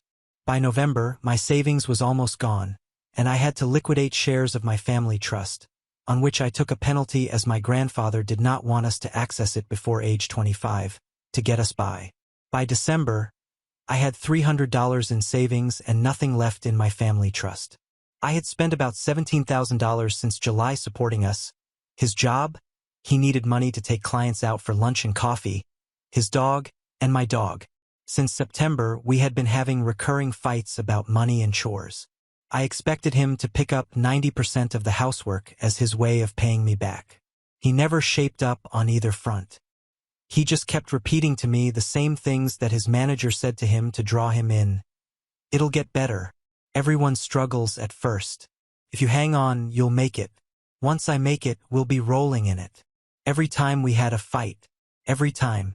2 weeks before Christmas, we had this fight again, and I demanded he do something other than feed me inspirational quotes. I left the house in a rage and drove to buy cigarettes. I was thinking of who I should text and ask to crash for the night when I got angry. No, I'm not crashing on someone's couch while he lives in the house I pay for, sleeps in the bed I pay for, and eats the food I pay for. I returned home and gave him 10 days to pack his and get out. He moved into his dad's house, and I spent Christmas morning chilling with my dog and returning his presents online. We started hanging out again in January of this year, and things seemed to be going well for his business, enough for him to consider getting an apartment. I told him he could move back in, and if we couldn't split expenses evenly at first, he had to get serious about doing chores and sticking to my budget. It was fine at first, but by April he wasn't doing any chores, and I was back to paying 100% of his and his dog's living expenses. He also was about to not meet quota for that quarter and asked me to sign up for a policy and then reverse it after quarter end so I'd be reimbursed. I lost my shit on him. I work in capital markets. I can't afford to commit financial fraud for him. I told him I've sacrificed enough for him. He can't come for my integrity, too. Bonus. The friend who he did rope into doing the reverse policy still hasn't been reimbursed 5 months later. We had another blowout fight, and he majorly stepped up on the chores front, which has sustained to this day. Money was still touch and go. When he didn't get paid, his fancy car ate it up every month. He landed a big case in May and paid his half rent in June for the first time and offered to pay all of July, which he did. By the second week of July, he was completely broke again and told me last minute he couldn't pay August rent. I had to scramble to get the cash needed in one account to send the check. He couldn't afford to pay for his half of groceries like he promised either, so that was a scramble too. I'm so sick of this. I work an incredible job for my age, paid off all my college debt 8 months after graduation, and own my car, yet I'm living paycheck to paycheck supporting him. There's always something, even if it's a legitimate something, that keeps him from paying his half. It's been a year, and there hasn't even been marginal improvement. His job is meant for filthy rich trust fund kids who can afford to be this broke while they build their client base. I admire his optimism, but he's not suffering for listening to it. I have enabled him far too long, and after the most recent fight about money, I realized he is too immature to be trying his hand at this job. He complains when he meets with clients that spend their money on cars and trips and toys instead of buying a policy from him, when he blew his money on a car and a gaming PC when he had a steady-paying job. He has no problem having regular circular fights with me, yet won't ask his parents for help because that would be awkward, and I don't want to lose his father's respect. He's hurt that I don't trust his promises when he's barely kept any of them, from his graduation date to his bills to chores. He is too immature to see the larger picture, and because I've been enabling him to a fault he has never needed to because the consequences don't fall on him, they fall on me. Last night, I told him I'm not renewing the lease and I'm moving out by myself. He followed me around the house, pleading with me and asking me questions. How do you feel about me? What about us? Where will I go? What will it take for you to let me come with you? Questions I have answered every single fight. Questions he needs to answer because it's his life. I refused to answer them again and went to bed. He stood in the doorway and said that stupid Marilyn Monroe quote about not deserving people at their best if you can't handle them at their worst. I said he was totally allowed to feel that way and walk. He shut himself in the computer room and slept on the couch that night. I can't believe he feels like I'm abandoning him after all I've done. He doesn't understand how hurtful it is when he tries to pay his half of rent and bills by spouting off platitudes about struggle and success. It makes me feel so disrespected, and I have told him this every fight, and despite having this fight regularly, it's like he's not even listening to me. Why would he? I haven't made myself worthy of respect by being his financial doormat and not sticking to my boundaries. At this point, I feel he is using me as a safety net. He knows I won't let him or his dog starve, so he doesn't make himself care about coming up with the money for food. He is deluded by his optimism so much so that he breaks every optimistic promise he makes to me. He talks about how he thinks a client will buy an expensive plan, but then they get the cheap one and now he can't pay rent. He talks about how he met loads of people at a networking event, but only 3 call him back and he needs money to take them out. He says he's set to get 40% enrollment on a corporate contract, but only gets 11%, so he can't pay for groceries this week. I used to think he was lying to me, but now I see he's lying to himself. He hasn't matured at all and grounded his expectations in reality because I've been standing in the way of it. Because of this, I don't trust him to give me a realistic end date to supporting him because he'll probably be wrong about that too. And now that I'm done being his atlas and holding his world together, he's starting to panic. It bothers me so much that he didn't take me seriously until I let the hammer drop on him, as it should have been in the beginning. The irony is not lost on me that he's a broke financial advisor. I missed the first 6 months of this relationship when he had a job that paid well enough to cover up his financial immaturity. I could have taught him a few things that might have stuck instead of picking up all the slack and mommying the ever-living shit out of him. I miss going to sit-down dinners and football games and movies with him. I missed the feeling I had a month after I met him where I knew I would marry him. Now I'm not sure at all. I'm sad. I love him. It's a burdensome tether instead of the inner flame it used to be. And maybe this is my own fatal optimism speaking, but that guy is still there, buried underneath all this. He just has to grow the hell out of it and take his own risks to learn his own lessons. I can't even explain how badly I want the guy I met back. I'm tearing up writing this. I agreed to him moving back in this year because, according to him, he only needed a few more months to make it and be stable, and I wanted that for him so badly so we could go back to enjoying life together. My hope is hamstringing me just like it's doing to him. Can our relationship survive now that I'm seriously taking steps to ensure it doesn't bankrupt me? Or am I being stupid and thinking anything will change? Will he move in with his dad and just get him to be the new enabler? What am I doing wrong that's preventing him from understanding how I feel? Comments where Op has replied. Comment 1: No, you couldn't have. People have to want to learn for lessons to stick. I understand why you're having trouble walking away because his strengths and weaknesses are so closely tied. But you'd be making the exact same mistake he is by staying. Doubling down on a bad decision because you're convinced you can turn it around with just a little more time and investment. He can't and you can't either. Stop feeding into the sunk cost fallacy and go up. This is so true. I'm a realist from an abusive home, so he was such a bright light of positivity when I met him. Now it's burning me. You're so right about me making the same mistake. I know what I have to do. It's gonna suck doing it, but I'm worth it to myself at least. Comment 2. There's no hope. You cannot change anyone but yourself. He's the only one who can change himself. Instead of changing, he's doubling down on a philosophy that has proven to be a failure. Why isn't he getting another job? Even if he can't let himself kill this dream and quit, he can at least work a second job, one that would actually pay minimum wage. Up. He still has office hours during the day, and it infuriates me that they don't pay him for that. He can't get a second job for that reason, as he's meeting clients before and after common working hours. He can't even be an Uber driver because his fancy car is on the restricted cars list, and if he's going to take my car, too. I hate his stupid car so much. It represents how financially immature he is because he didn't even use his money wisely when he had it, and continues to him to this day. Did I mention he hasn't paid taxes or registered it either because he doesn't have the money? Not sure who will be paying that inevitable ticket, but it sure as hell won't be me. Update 1. Well, a lot has happened since I made my first post. I guess I'll address it sequentially since that's how I'm operating right now, moment to moment. After I made that post, I decided to truly cut him off. I changed the Wi-Fi password, froze the credit card I gave him, applied to close our joint accounts, and threw out any gifts I ever gave him. We were planning on attending a dork convention over Labor Day in Atlanta, for those familiar with the con scene, that I had budgeted paying for both of us over a year ago.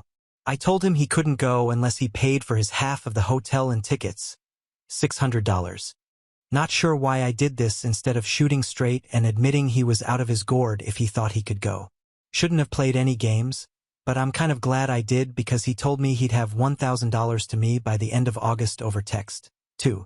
In writing. I was floored. Suddenly he can come up with money for a weekend of partying and a chance to reel me back in? I said I would apply that to August bill. Then he could start paying down the rest of the bill, a $25,000 he owed me for supporting him this past year, before he could spend his money on luxuries like out-of-state vacations. This was over text, and he never responded and slept on the couch again that night. That was a Friday. Saturday morning, he left the house around 9 a.m. with his dog, leaving all of his crap in my house.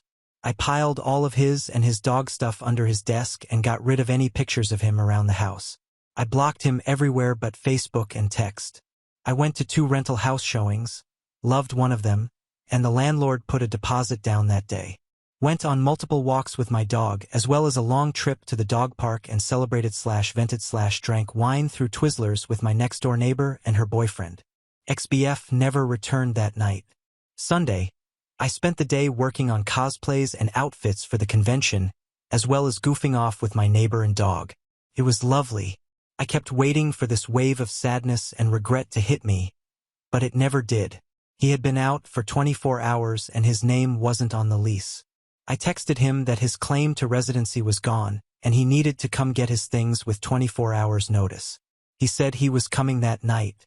I said, 24 hours notice. He agreed to Monday evening. Monday, he picks up his stuff in his father's truck and gives me back the key. Hours after he left, he added a song to our shared YouTube playlist, Say Something by A Great Big World. I added Gravity by Sarah McLachlan and To Goodbye Drake, then removed his access to the playlist the next morning. Yay, middle school communication methods. Wednesday, his best friend texts me like nothing is wrong. Thursday, I text my ex about when I can expect his check in the mail. He doesn't respond. Friday morning, I email him. At this point, as far as I can tell, he's gone no contact with me. I send him one last email a day later basically stating that, and he asks me to coffee Sunday night. We met up for coffee. He never mentions repayment at all, but in the discussion about our feelings, we both felt the same way about this. Betrayed, abandoned, hurt, and distrustful of the other person. He felt I had lied when I said I was fine supporting him and basically insinuated that I wouldn't want to be repaid if I believed in us, because otherwise I was actually loaning him money under the guise of love and setting him up to fail. When I realized he felt just as used as me because I cut him off from my money, I knew I was done.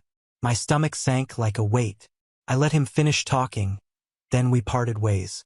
He asked if he could contact me. I said I needed a break. The next day, I emailed him about the $1,000 he promised me and reminded him he never discussed repayment at our meeting. He didn't respond for days. Then the day I was set to leave town for the convention, he replies saying the money was on the way. Cool. Can sit in my mailbox for 5 days while I'm out of state. Also, during this time he was telling mutual friends we were going through a rough patch, yet my friends were finding him on Tinder and OKC. I partied my tail off for the entire convention, and when I came back, the check was in an unpostmarked envelope in my mailbox. I cashed it and sent him an email telling him such an ask that he use snail mail for future repayments instead of trespassing on my property when he knows I won't be home. I seriously wonder if he was looking for the spare key I left with the dog sitter. So creepy. He replied to that email with some mushy, "I love you," and "I know I fucked up things," claiming he is too nice and can't say no and his urge to help others makes him neglect himself and he needs to work on that. It was the most laughable apology on earth. I was so nice and helpful that I couldn't stop myself from draining you of all my money and energy. My bad. I replied, "You broke my heart and my bank account. It will be a long time before they're both fixed, and by then I hope I won't be stupid enough to trust you with them a third time. I will be responding to emails about repayment. Otherwise, good luck with everything." He replied, "If I could take everything back that I did, I would. I love you, name, with all my heart. I could have prevented it all. I could have taken action, but I let you slip away, and that'll be one of the biggest mistakes of my life. I'm truly sorry for hurting you. I just want you to be happy. That's all I've ever wanted." I moved out of the house we lived in to a similar one a few streets away. Moving helped keep me busy enough to not think about this. I threw out all our mementos and pictures and purged in the process, so everything in the new place is all me. Just me now. I'm settled in, and it feels like it hasn't hit me that it's over. I thought I would be crushed, and there were some lonely moments at the convention that caught me up enough to need a cigarette, but I just feel humiliated. I don't even have the urge to check his Instagram. Every time I see a picture of him, it just reminds me of how stupid and naive I am for thinking he was my one. I'm also super distrustful of my feelings now because of that. It wasn't a question in my mind when I met him that we'd be together forever. I knew I wanted to spend my life with him, like my name, like a fact. I see cute people out or have great conversations, but I have no desire for anything more because I feel like my feelings aren't trustworthy enough to merit acting on them. They led me so far astray last time. But that's it, I guess. It's over and life is going on. Comment where Op has replied. Comment 1.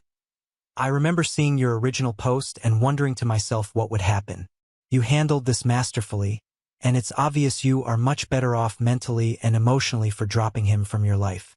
You just sound happier in your writing, and for that I'm glad for you. Just keep putting one foot in front of the other. Smile. Op, thanks. Creeps me out how quickly he became a stranger right in front of my eyes. Anyway, the convention was helpful for jump-starting the old single thing again, That's the path I'll be on for a bit. Now on to the next story. Story 5.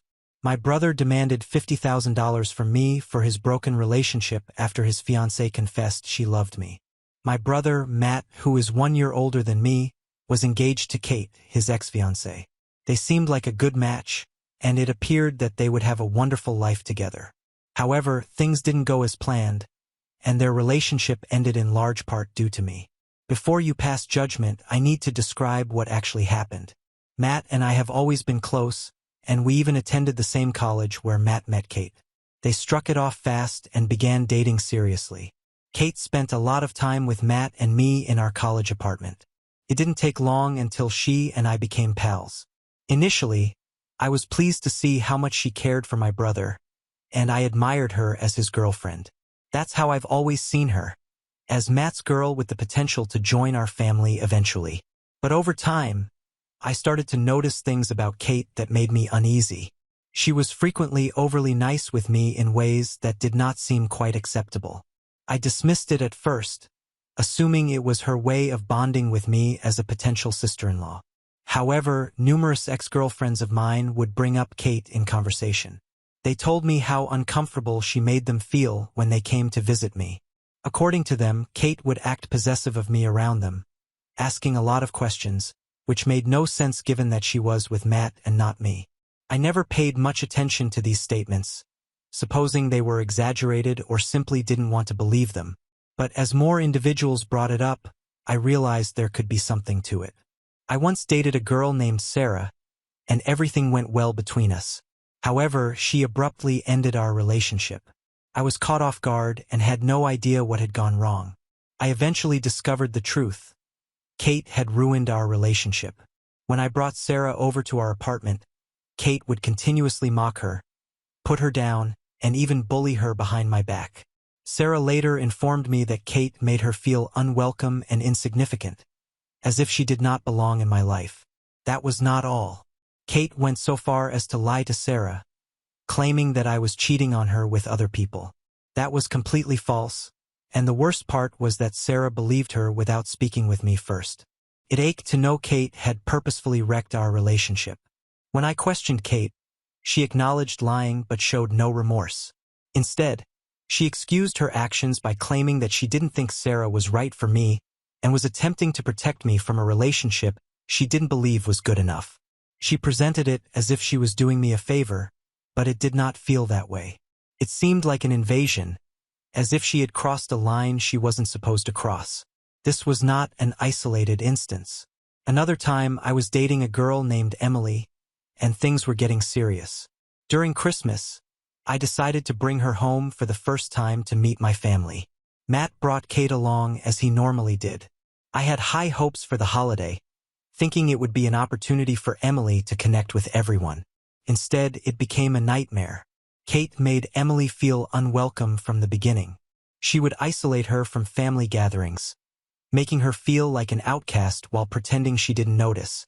Emily later told me that she thought Kate despised her and treated me with jealousy. She followed me about all day, never allowing Emily or myself any space or solitude. Eventually, Emily couldn't handle it any longer, and we split up. These experiences made me feel stuck. I wasn't sure if Kate had feelings for me because she had never expressed them.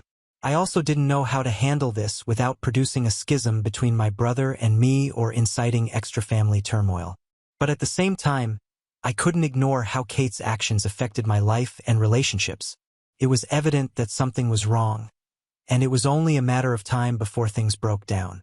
Then came my birthday. Kate handed me a gold chain with the letter K on it. It looked quite pricey. At first, I wasn't sure how to react. Giving me a necklace with her initials on it seemed weird, even inappropriate. This was not the type of gift you'd anticipate from your brother's fiancée. It seemed more like something couples would exchange. I nervously quipped that she must have confused the receiver, as the necklace appeared to be a gift for my brother Matt rather than me. Kate's face flushed with shame, and she explained how she had personalized the necklace particularly for me. She said she wanted me to wear it so I wouldn't get approached by every girl on the street. I made a nasty expression at her comment, and she must have seen it because she fell into tears and fled out of the room without saying anything. The entire situation felt awkward and uncomfortable, and I had no idea what to do. Later, I summoned the confidence to tell my brother about my concerns, hoping he'd understand why Kate's gift had upset me. But to my amazement, he ignored it completely. He pretended it wasn't a huge deal for Kate to give me anything like that, telling me that Kate loved me like family and I shouldn't overthink things. When I brought up Kate's previous occurrences and strange conduct, my brother replied that she was simply a highly protective person and that her behavior meant nothing else. To avoid unnecessary drama, I decided to drop the topic with him. He was clearly delusional. But following the incident, I made a concerted attempt to distance myself from Kate. I was nice and respectful whenever I was around her, but I avoided spending time alone with her or conversing with her for longer than necessary. I assumed that providing that distance would help create clear boundaries and that she would finally leave me alone. When my brother and Kate graduated, I expected to spend less time with Kate, But that did not happen. Kate began phoning and texting me practically daily. Even when I ignored her calls and responded briefly to her texts, she didn't seem to receive the message. Her persistence perplexed me, and I couldn't understand why she continued to seek so much attention from me when her priority should have been my brother. Then Daisy entered my life. I met her at a party through common friends, and as soon as we started talking, I realized she was unique. Daisy is the love of my life, and I'm so grateful we met. Kate's behavior at family functions followed the same old unpleasant pattern. Every time she met Daisy, she would try to bully Daisy in the same manner she had bullied my ex-partners. But this time, something was different. I was older, more self-aware, and far less tolerant of her shenanigans. Whenever Kate crossed a line, I stood up for Daisy and warned her to back off. But I also have to admit that Daisy does not require my protection. She is strong, confident, and refuses to accept disrespect. One event stood out in particular. Kate chose a seafood restaurant for our family meal despite knowing Daisy was terribly sensitive to shellfish. She obviously wanted Daisy to sit out, expecting she would feel ostracized and embarrassed. When I discovered what was going on, I absolutely refused to attend the dinner. Daisy did not remain silent either. She informed everyone that Kate had purposefully chosen a place where she would be unable to eat. Kate attempted to play innocent, stating she had no idea Daisy's allergy was such a major deal. When it didn't work, she became rude, insulting Daisy by claiming that only weak people had such allergies and accusing her of faking them for attention. That was the breaking moment. My parents recognized Kate's callous behavior and called her out on it. I also insisted Kate apologize to Daisy on the spot. She seemed outraged at me for siding with Daisy, as if she expected me not to support my own spouse. She whispered an unconvincing apology. In the end, my dad, Daisy, and I went out to another restaurant while Kate and my brother ate at the seafood restaurant. Daisy and I carefully avoided Kate following this incident. Fortunately, my parents were on the same page. They saw Kate's odd conduct and did not pressure me to involve her in my plans. They understood and supported my decisions, making things easier for me. My brother, Matt, was the only person who remained to support Kate. He would regularly approach me and plead her case. He told me how Kate was hurt that I wasn't spending more time with her and how Daisy had pushed a wedge between us. He'd reminisce about the good old days, attempting to persuade me to visit him and Kate more often so the three of us could hang out like we used to. But I had no desire to turn back the clock. I made it obvious to Matt that Daisy was a vital part of my life right now, and she was not leaving. I told him that if Kate couldn't accept Daisy or recognize her role in my life, there was no place for me in their small group. I wasn't going to place Kate's sentiments over my partner's well-being or jeopardize the life I was creating with Daisy. It was a difficult conversation, but it needed to be had. My brother and I developed a strained connection over time. When my brother got engaged to Kate, he invited me and Daisy to an engagement party with the rest of the family. I wasn't looking forward to seeing Kate again, but for my brother's sake, I decided to set my sentiments aside for one night. Little did I know that night would be a disaster that none of us would ever forget. Kate stared at me from the time we arrived. She approached me and offered me a lengthy, prolonged hug, which made me uneasy. I observed that she was drinking extensively all night. She was noisy, emotional, and obsessively focused on me and Daisy. She continued to flirt with me, stroking my arm needlessly and making improper remarks. It was awkward, to say the least. I did my best to avoid her without raising a disturbance, but my attempts to separate myself just made her angrier. Matt stood up to make a toast to commemorate their engagement. Kate pulled the microphone from his hand in the middle of his address. As the entire crowd watched, Kate began a rambling and disjointed confession. She told everyone present that she had been living a lie for years. She appeared inebriated, and her speech was slurred. She admitted in front of our entire family and friends that she had always been in love with me, not Matt. The room fell silent, and all eyes turned to me. My brother's face became pale, his expression a mix of shock and sadness. I could feel my pulse pounding in my chest as the horror of what she was saying set in. Kate, unconcerned about the ruckus she was causing, resumed her inebriated confession. She explained that she had tolerated remaining with Matt all these years because it was the only way she could be close to me. Kate went on to express her jealousy of Daisy, claiming that she was the reason I had stopped spending time with her. Then, to everyone's amazement, she begged me to leave Daisy. She stated she wanted us to run away together and have a wonderful life as a couple. The desperate tone in her voice was frightening. The room was stuck in startled quiet, except for Kate's drunken tears. Fortunately, Kate's sister, who was also attending the party, stepped in. She hurriedly pulled Kate away from the microphone and attempted to settle the situation. But Kate was not finished yet.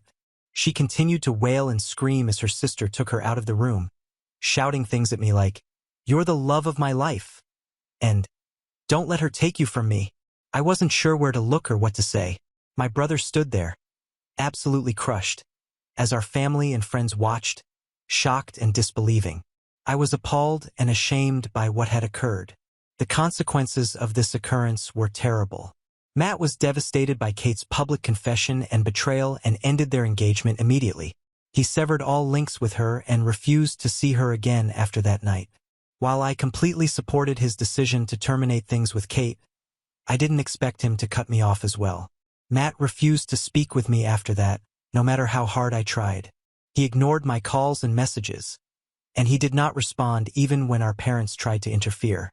He stopped attending family gatherings, barely communicated with anyone, and provided no updates on his life. He has had almost no communication with any of us in the past 5 years. He was even absent on the most important day of my life, my wedding to Daisy. My parents occasionally receive a few updates from him, but that's about it. We have no idea why he cut us off so totally, but we understand his need for space, even if it breaks our hearts. That is why when my phone rang this week and I saw Matt's name on the screen, I was taken aback. I hadn't heard from him in years, and I couldn't believe he was reaching out now. When I answered the phone, the first few moments were awkward. We hadn't spoken in a long time, and it was hard to know where to begin. But I was just glad that my older brother had finally contacted me. I missed him more than I knew. Matt informed me he was doing okay and eventually revealed why he was reaching out. He informed me that he was getting married in a few months. The news surprised me, but I was truly thrilled for him. After everything he'd been through, it felt like a new beginning in his life. I congratulated him cordially and expressed how pleased I was to hear the news. Curious, I inquired whether he planned to invite our parents, Daisy, and me to the wedding. It had been a long time since we'd all been together, and I saw this as an ideal opportunity for reconciliation. Matt confirmed that he was actually inviting us, which reassured me. It seemed like a bridge was finally being repaired. But then he said something that really took me off guard. He simply stated that while I had been asked to his wedding, I could not come empty-handed. At first, I chuckled, believing he was making a light-hearted joke about wedding presents. I promised him that I would get him and his fiancée a wonderful gift. But Matt quickly clarified that wasn't what he meant. He went on to claim that what he really wanted from me was $50,000. I froze, taken by surprise. $50,000 for a wedding gift? For a second, I suspected he was still joking, but the severity in his voice dispelled any doubt. I urged him to clarify, to see if I had misunderstood. But Matt insisted. He informed me that this was something I owed him after breaking his trust years before. He argued that paying him this money was the only way to mend our friendship. I pressed him further, confused and shocked, to attempt to figure out what he was saying. What trust had I broken? How had I harmed him? That's when Matt mentioned Kate. He described in great detail how his ex-fiancée proclaimed her love for me at their engagement party. He told me how ashamed and deceived he felt that night, standing in front of his family and friends while his life fell apart. Matt blamed me for his disgrace and emotional agony. He claimed that I should have known Kate's feelings all along and done anything to avoid her disclosure. He criticized me for not setting stricter limits with her and for failing to recognize the warning signs sooner. Matt told me that the day Kate professed her love to me, he experienced a significant emotional and social loss. He said that the incident harmed his reputation, broke his confidence, and left him emotionally wounded. In his mind, the $50,000 was more than just a wedding present. It was compensation for the agony and humiliation he felt I had caused him. He saw it as an opportunity for me to take responsibility and make things right. Obviously, I informed Matt that I couldn't do what he asked. I informed him that he was insane for ever suggesting something like this. But Matt persisted in giving me a few days to rethink, implying that if I did not pay him the money, our relationship would be gone forever. Honestly, this feels like an ultimatum, and it has left me angry and very saddened. My wife believes my brother has lost his mind, but some of my cousins agree with Matt. They believe I should at least consider compromise and compensating him, as he has suffered greatly as a result of my actions. Update 1. Matt's demand has stunned my parents just as much as it has me. When I told them what he had said, they couldn't believe that after years of silence and no attempts to communicate, Matt had simply come out to demand $50,000 from me. They are upset on my behalf, especially given the emotional toll the issue with Kate took on me and Daisy. My folks are fully on my side. We are now preparing a proper sit-down with Matt to resolve these concerns once and for all. The idea is to figure out what's going on with him and grasp his motives. We want to know if this $50,000 demand is truly what he believes will resolve our differences, or if something deeper is fueling his hatred. I'm also hoping that this discussion will allow Matt to see things from my perspective. I want him to understand that I was never the cause of what happened between him and Kate, and that blaming me is not the answer to his sorrow. To everyone who is wondering if I flirted with Kate or somehow led her on, let me be very clear.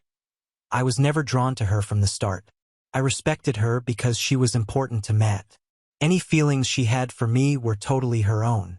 I never gave her any cause to believe I had anything more than platonic respect for her. Kate repeatedly crossed boundaries despite my attempts to distance myself. She drove away several ex-girlfriends of mine by lying, bullying, and being bossy. She became envious and hateful when Daisy entered my life, and she made it her purpose to mistreat her whenever possible. Matt wasn't immune to her actions either.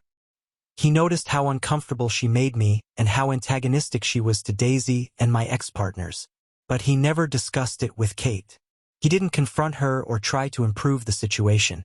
That stings also because I believe he knew deep down that what she was doing was wrong. But he decided to look the other way rather than confront her. It's as if he expected me to simply tolerate her antics for the sake of peace, no matter how much stress they imposed on me. Also, what kind of grown woman gets drunk and professes her emotions for her fiancé's brother at their engagement party? That moment was both mortifying and awful. She showed no respect for her relationship with Matt, for me, or for Daisy. I'm pleased Matt and Kate are no longer together because I believe this inappropriate dynamic would have persisted indefinitely. Update 2. It has been a month since my last update. Last week, after much back and forth, my parents, Daisy, and I finally met with Matt.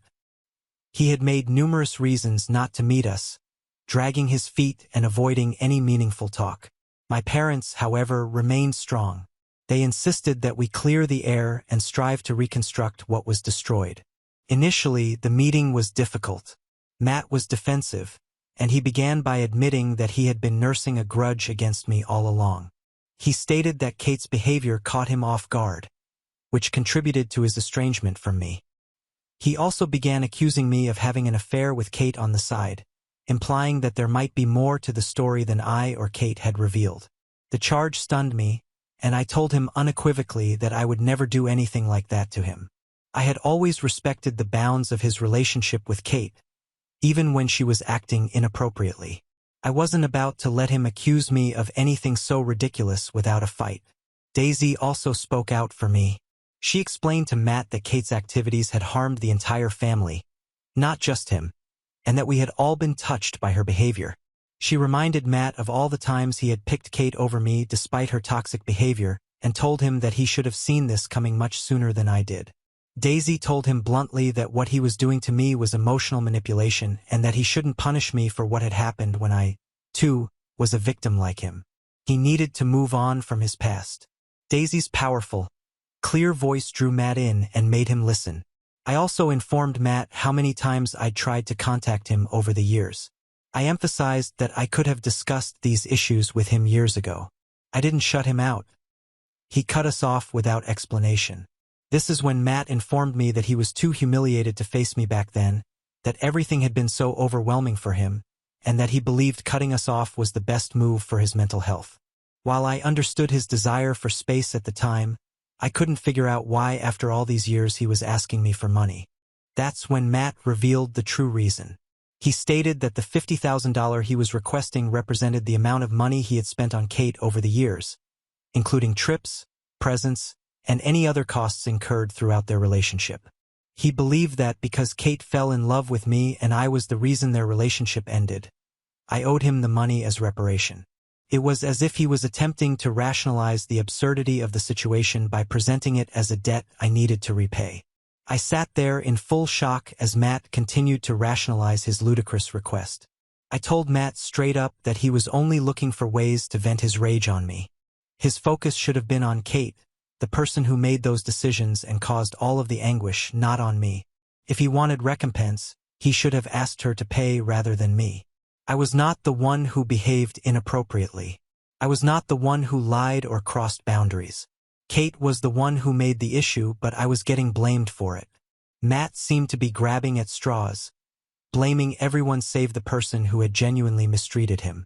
My mother was also unable to keep back. She informed Matt that asking me for money was extremely inappropriate and that he should stop acting like a crazy person. My father agreed with her. My brother turned on my parents and began accusing them of always favoring me. "You both should stay out of this matter. You always support him no matter what," he cried. "Kate left me for him, and you two are taking his side.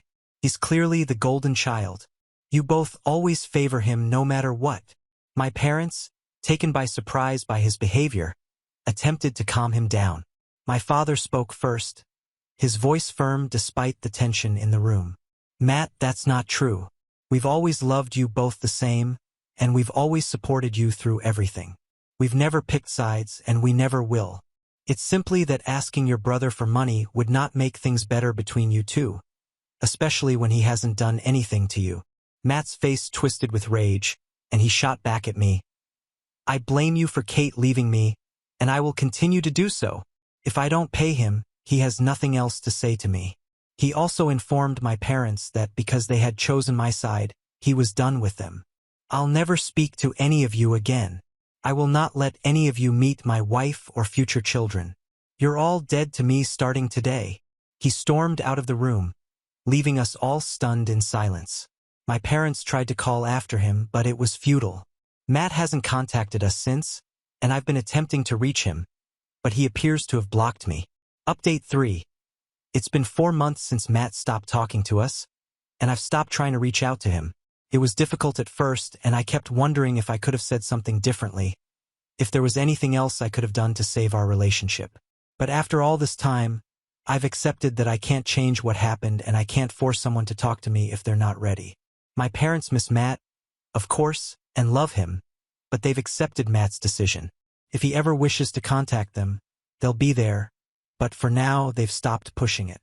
I've gotten a few DMs from people asking if Matt was trying to get me to pay him money for his wedding expenses rather than it being about Kate.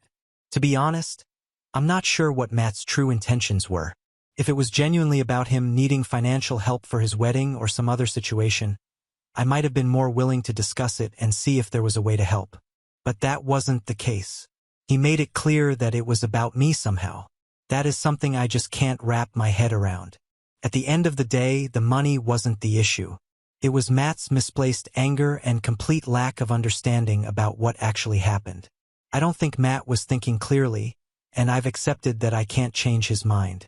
Daisy and I are doing well, and I am grateful every day to have such a strong woman by my side. She is now pregnant, and we are excited to become parents soon. Now on to the next story. Story 6. Called off my wedding after my fiancé allowed kids but banned my daughter, blaming her for ruining our engagement party by being ill. Earlier this week, Addison, 40F, and I, 38M, were about to tie the knot, but I abruptly called it off. For the previous 3 years we had been together, everything was going well until we got engaged, which was around 6 months ago. When we started talking about who we wanted to invite to the wedding, things started to go south. Naturally, I wanted my daughter to be present because I have one. Addison, however, was very clear that she did not want any children present at the wedding. Given that she has 2 children of her own from a previous marriage and 6 nieces and nephews with whom she is very close, this was an odd position given that the majority of those we invited were also parents. I couldn't understand why she didn't want any children at the wedding. At first, we argued about it a lot, but I finally gave in. I grudgingly agreed to keep my daughter away from the wedding, provided she didn't invite any children from her side of the family. To put things in perspective, my daughter is 14 years old, so she is not even a little child. However, Addison was unaffected by that. She informed me that she wanted a stress-free wedding and that she didn't want any exceptions. Even though she loved my daughter, her own children, and even her nieces and nephews, she said that by making exclusions, she didn't want to alienate anyone who had children. I was really angry about it, but I reasoned that because she had already made up her mind, there wasn't much I could do if she really wanted a wedding without children. The actual wedding was going to be small. Just a few close friends and family would be coming, and we would be being married in my parents' backyard. I decided to let it go after reasoning that the kids wouldn't be missing out on much fun. Just a few days prior to the wedding, everything changed. Kate, Addison's younger sister, emailed me while I was at work. She was requesting approval for the email, which included pictures of her 2 daughters wearing wedding-appropriate attire. I was initially perplexed. Then I saw that Kate had sent the email to our shared wedding email address, which we had set up especially for vendor communications and RSVPs. It was too late when I realized it must have been an accident. I had previously viewed and captured a screenshot of the email. I tried to check the email again a few minutes later, but Addison had already erased it. I had finally figured out what was going on by that point. Addison had claimed that there would be no children at the wedding, but in reality, she was planning to invite her own children as well as relatives and nephews, but not my daughter. I was incensed at her dishonesty. That day, I didn't say anything. As soon as I got home from work, I acted as though nothing was wrong. Addison was being a little odd at first, perhaps because she thought I had read the email and figured out what she was doing. However, Addison calmed down and resumed his typical behavior once I kept everything a secret.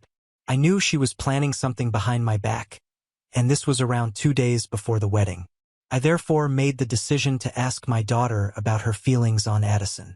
Even before I proposed, I had discussed this with her, but since I was really reconsidering the wedding, I felt it would be best to have another conversation. In retrospect, I'm really happy I took that choice. My daughter told me that Addison had always been kind to her prior to the engagement, but after that, something had changed. My daughter clarified that she hadn't brought it up sooner because she didn't want to spoil my happiness with Addison after witnessing it. Addison, however, had been acting strangely toward her after the engagement. Addison behaved completely differently when I wasn't there. Whenever she came to visit, my custody agreement states that I get to spend half the month with my daughter, which is a substantial amount of time.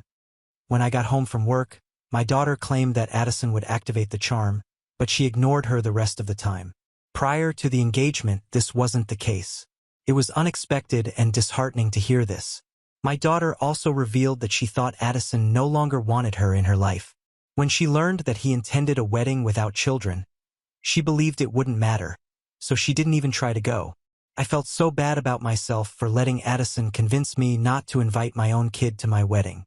I made the decision to call off the wedding at that point. I talked to Addison the day before the wedding. After that, I didn't bother returning home. Addison called me multiple times, but I didn't answer. I told my parents to inform her that I would meet her on the wedding day because I knew she would get in touch with them next. I stayed with my daughter all day instead of returning home. By the end of the day, we both felt much better. I spent the night at a hotel after dropping her off at her mother's house. I arrived at my parents' house the following morning, exactly 1 hour before the ceremony was set to start. A few people had already arrived when I got there, including Addison's dad and both of her sisters, Kate and Amelia. Naturally, all 6 of their children were present, along with Addison's 2 children, who were all under 12 and running around the area. Addison hurried to meet me at the door as soon as she noticed me. She started by saying that Kate and Amelia couldn't leave their children behind, despite her having informed them that the wedding was child-free. She went on to say that her parents thought it would be odd if she married without her own children being there. I could tell she thought I was crazy because she was making up all these absurd excuses. However, I remained silent until she had finished speaking. Then she began asking me strange questions, like where I had been the night before and why I was dressed the way I was. I simply got out my phone, showed her a screenshot of the email that Kate had inadvertently sent to our joint wedding email account, and laughed in her face. That was sufficient to silence her. She realized right away that she had been apprehended and that she couldn't get away with it by talking. It was already too late when she began to apologize. I informed her that I had spent the day before with my daughter and discovered that she had been treating my daughter differently for the past few months, ever since we became engaged. I didn't even want an explanation or an answer at this point. I simply informed her that we were done. She clearly did not value my daughter. Therefore, I made it clear that I would not marry her. I had never treated her children any differently than I had my own, so it was very painful. However, I didn't believe it was a good idea for us to get married because it was obvious that she didn't really value my family or me. I spoke up and didn't wait for her to answer. I simply left. I didn't turn around, even though she was shouting for me. I had nothing better to do, so I got into my car, drove to a hotel, and napped for a long time. My phone was inundated with texts when I got up at lunchtime. Addison's family was unhappy, and everyone who had been invited to the wedding was perplexed. However, I was unable to care. I gave my friend and family a quick rundown of the circumstances and then let it go. I visited my daughter later. I informed her that I intended to spend more time with her and that I had canceled the wedding. I acknowledged that, without even recognizing it, we had begun to drift apart during the previous few months. She used to come to me right away if she had a problem with someone, so I realized something was wrong. She hadn't spoken, though, with Addison. At least we were able to work things out, even if we both were a little emotional. Speaking of Addison, that's where I've been having trouble. 5 days have passed since the day we were meant to tie the knot, and by now, almost everyone is aware of the reason I called off the wedding. Her dishonesty was just as much of a factor as the way she treated my daughter. Being dishonest is, in my opinion, a major deal breaker in any relationship. I've already been cheated on twice, and I can tell you that it always begins with a simple fib. She believed that she could get away with telling such a large falsehood. I don't believe that canceling the wedding at the last minute was incorrect on my part. Yes, it was sudden and rude, but considering that she had intended to surprise me with the kids at the last minute, I believe it was reasonable. Her family feels I'm being harsh and is angry that I didn't offer her an opportunity to clarify. Addison has been contacting me constantly, as has the rest of her family.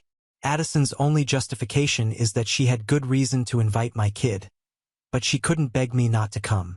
She also finds it quite offensive that I didn't think our relationship needed at least a chat before terminating it in that manner, even after we had been together for so long.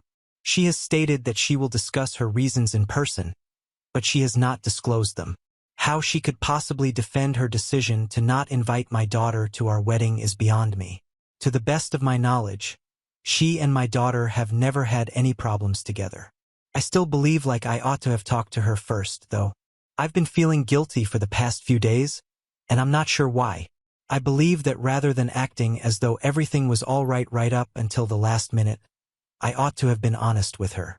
I should have gone right home from work and addressed her the day I learned what was planned.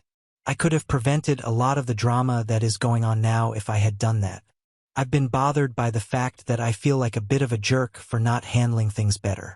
Am I the jerk for abruptly calling off the wedding and not talking to my fiancé first? Update 1. 3 days have passed since I posted, and I'm still at the motel. I contacted Addison today and informed her that she needed to vacate the house right now since it was my house before she moved in. I believe it is only right that she must depart now that we are done. She has till the end of the month, in my opinion, to find a place. Since sleeping in a hotel isn't a practical long-term solution, I intend to crash with a buddy until then. I feel much better about my choice. Aside from that, my friends have encouraged me that, in the end, I made the decision to become a father because it is what I value most. I don't believe I have to apologize for putting my daughter first. People can avoid me if they have an issue with that. I don't give a damn about Addison's motivations. I don't think I need to hear them at all. If she can't send me an explanation, I'm not interested in seeing her at the moment. Since it's obvious that her parents and sister were aware of her scheme the entire time and kept quiet about it, I've also barred them. I thought I got along well with her family, so this is disappointing. Before everything that transpired, I firmly believed that I had become a member of their family. I hadn't replied to Addison much up until last night, but I did advise her to begin searching for a new residence. I also informed her that she may text me to explain why she didn't want my kid to attend the wedding, but I also made it apparent that there was no turning back once the harm had been done. She has not responded to that message. I apologize to those who inquire, but I have no idea why she would be acting in such a different way around my kid, since I'm genuinely interested. I've talked to my daughter extensively, but she too doesn't know. My daughter was as perplexed as I was when I showed her the messages and we talked about Addison's actions.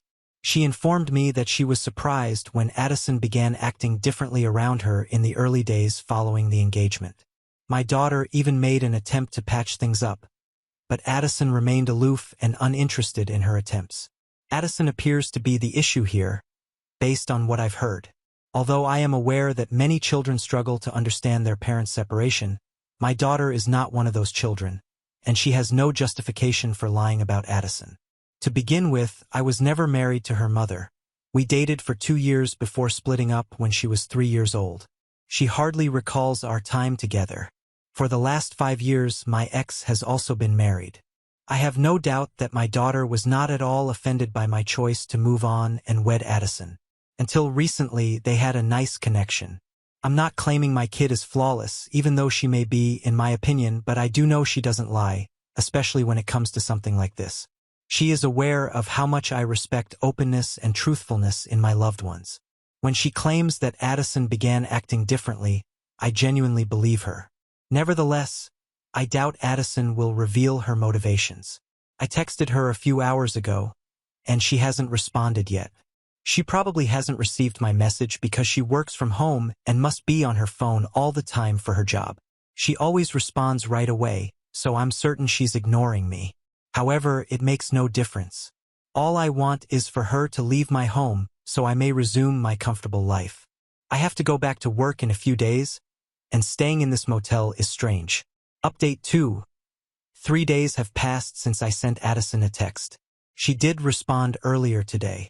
She claimed to understand why I didn't want to see her face to face, but she demanded that we do so she could give me an explanation for why she didn't want my daughter to attend the wedding. Despite the fact that we are no longer together, she said she didn't want me to misinterpret her. Addison said that her reasons were legitimate and that she didn't want me to think she was the villain. She said she didn't want to hurt me, so she lied. That reasoning was absurd because she still caused me pain. I responded in less than 30 minutes, being very clear that I would not be speaking with her face to face. Anything she said had to be sent via text, and that was the end of it. She said it was around an hour ago.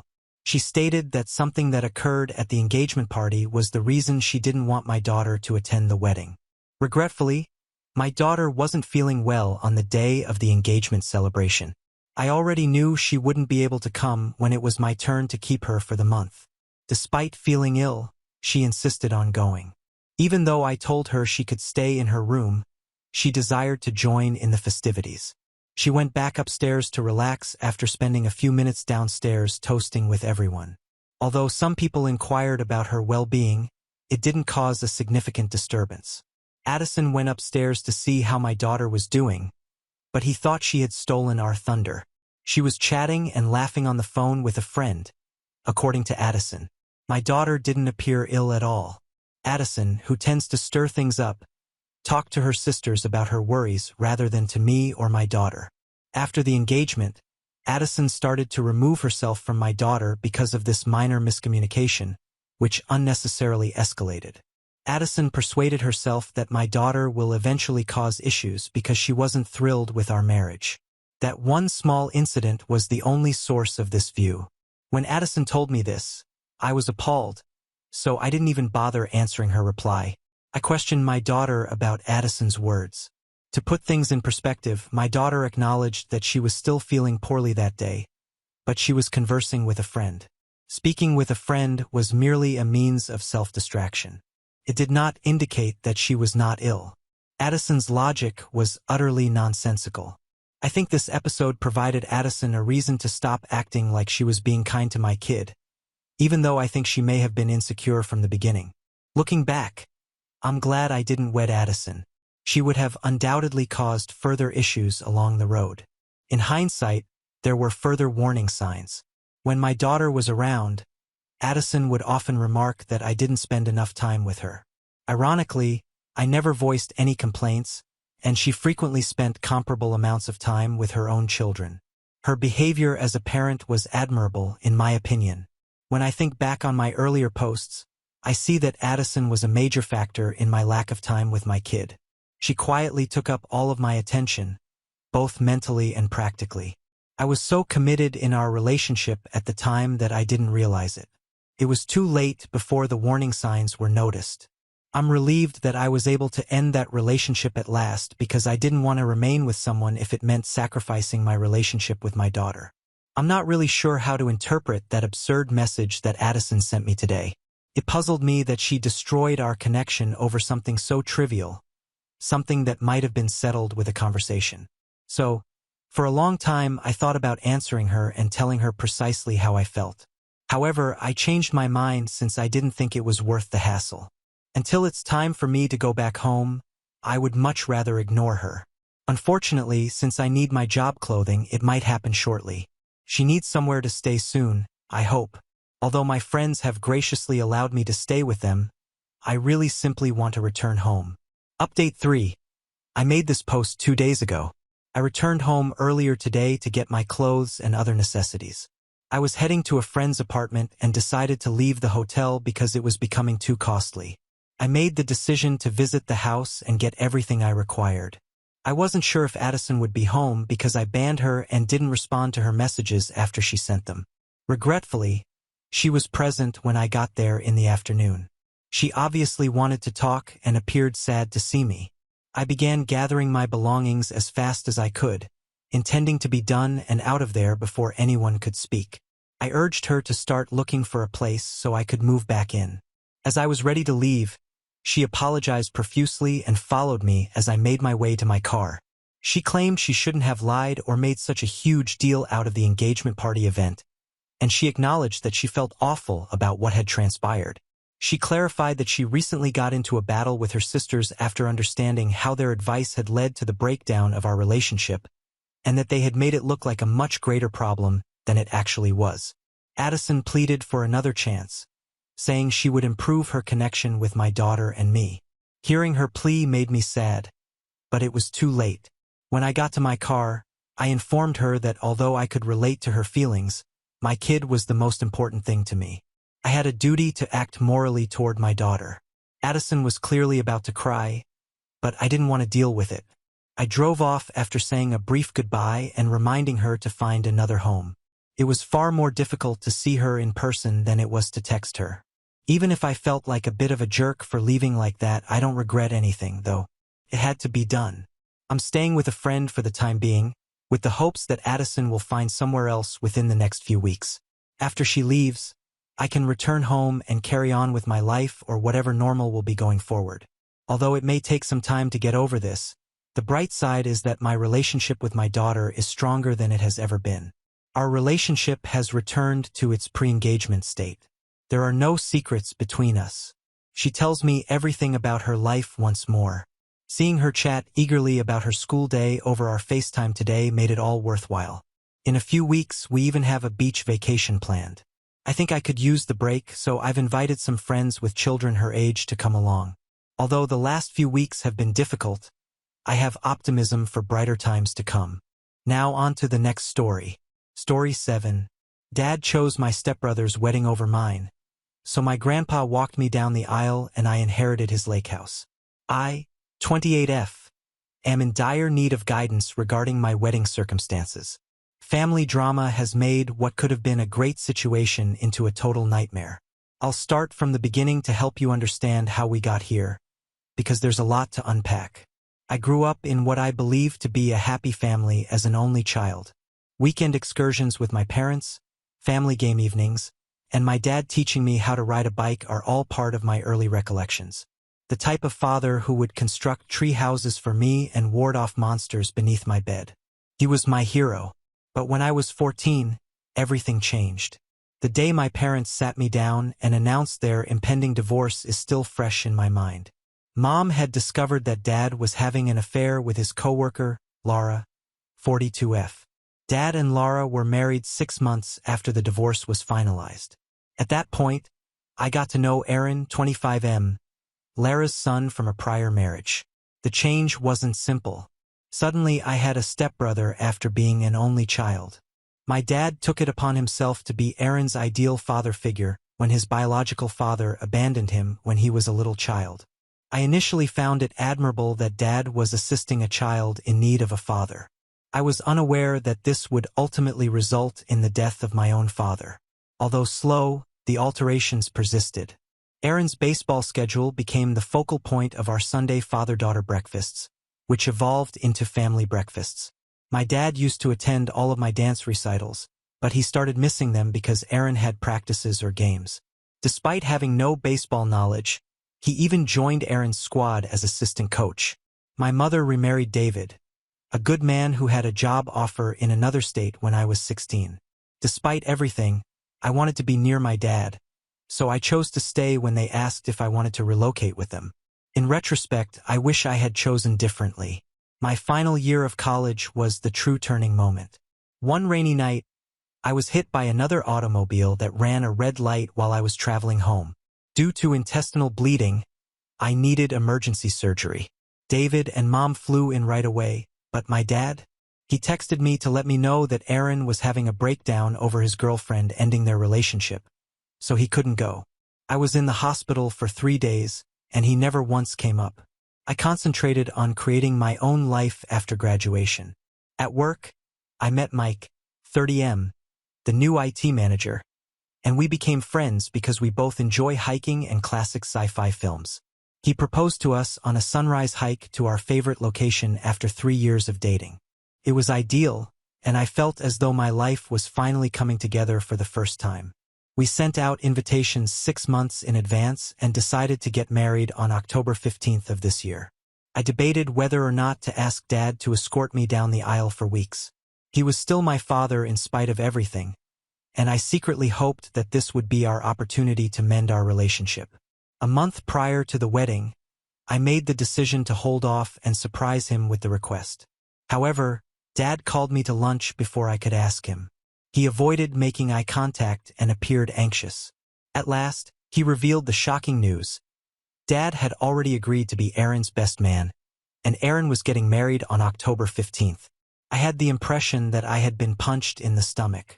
I asked Aaron why he picked the same day, and he told me it was the day he and his fiancée initially met 2 years prior. I mentioned that Aaron was aware of our date and that we had sent out our invitations months prior. Dad's reaction? Since my venue was more flexible, while Aaron's was extremely exclusive, he recommended that I change my date. I wouldn't alter our date. Deposits had already been made, invitations had been sent, and relatives were traveling in from abroad. Dad accused me of being self-centered and disregarding Aaron's sentiments when I attempted to explain this. He claimed that because Aaron never had a real father figure, he needed him more.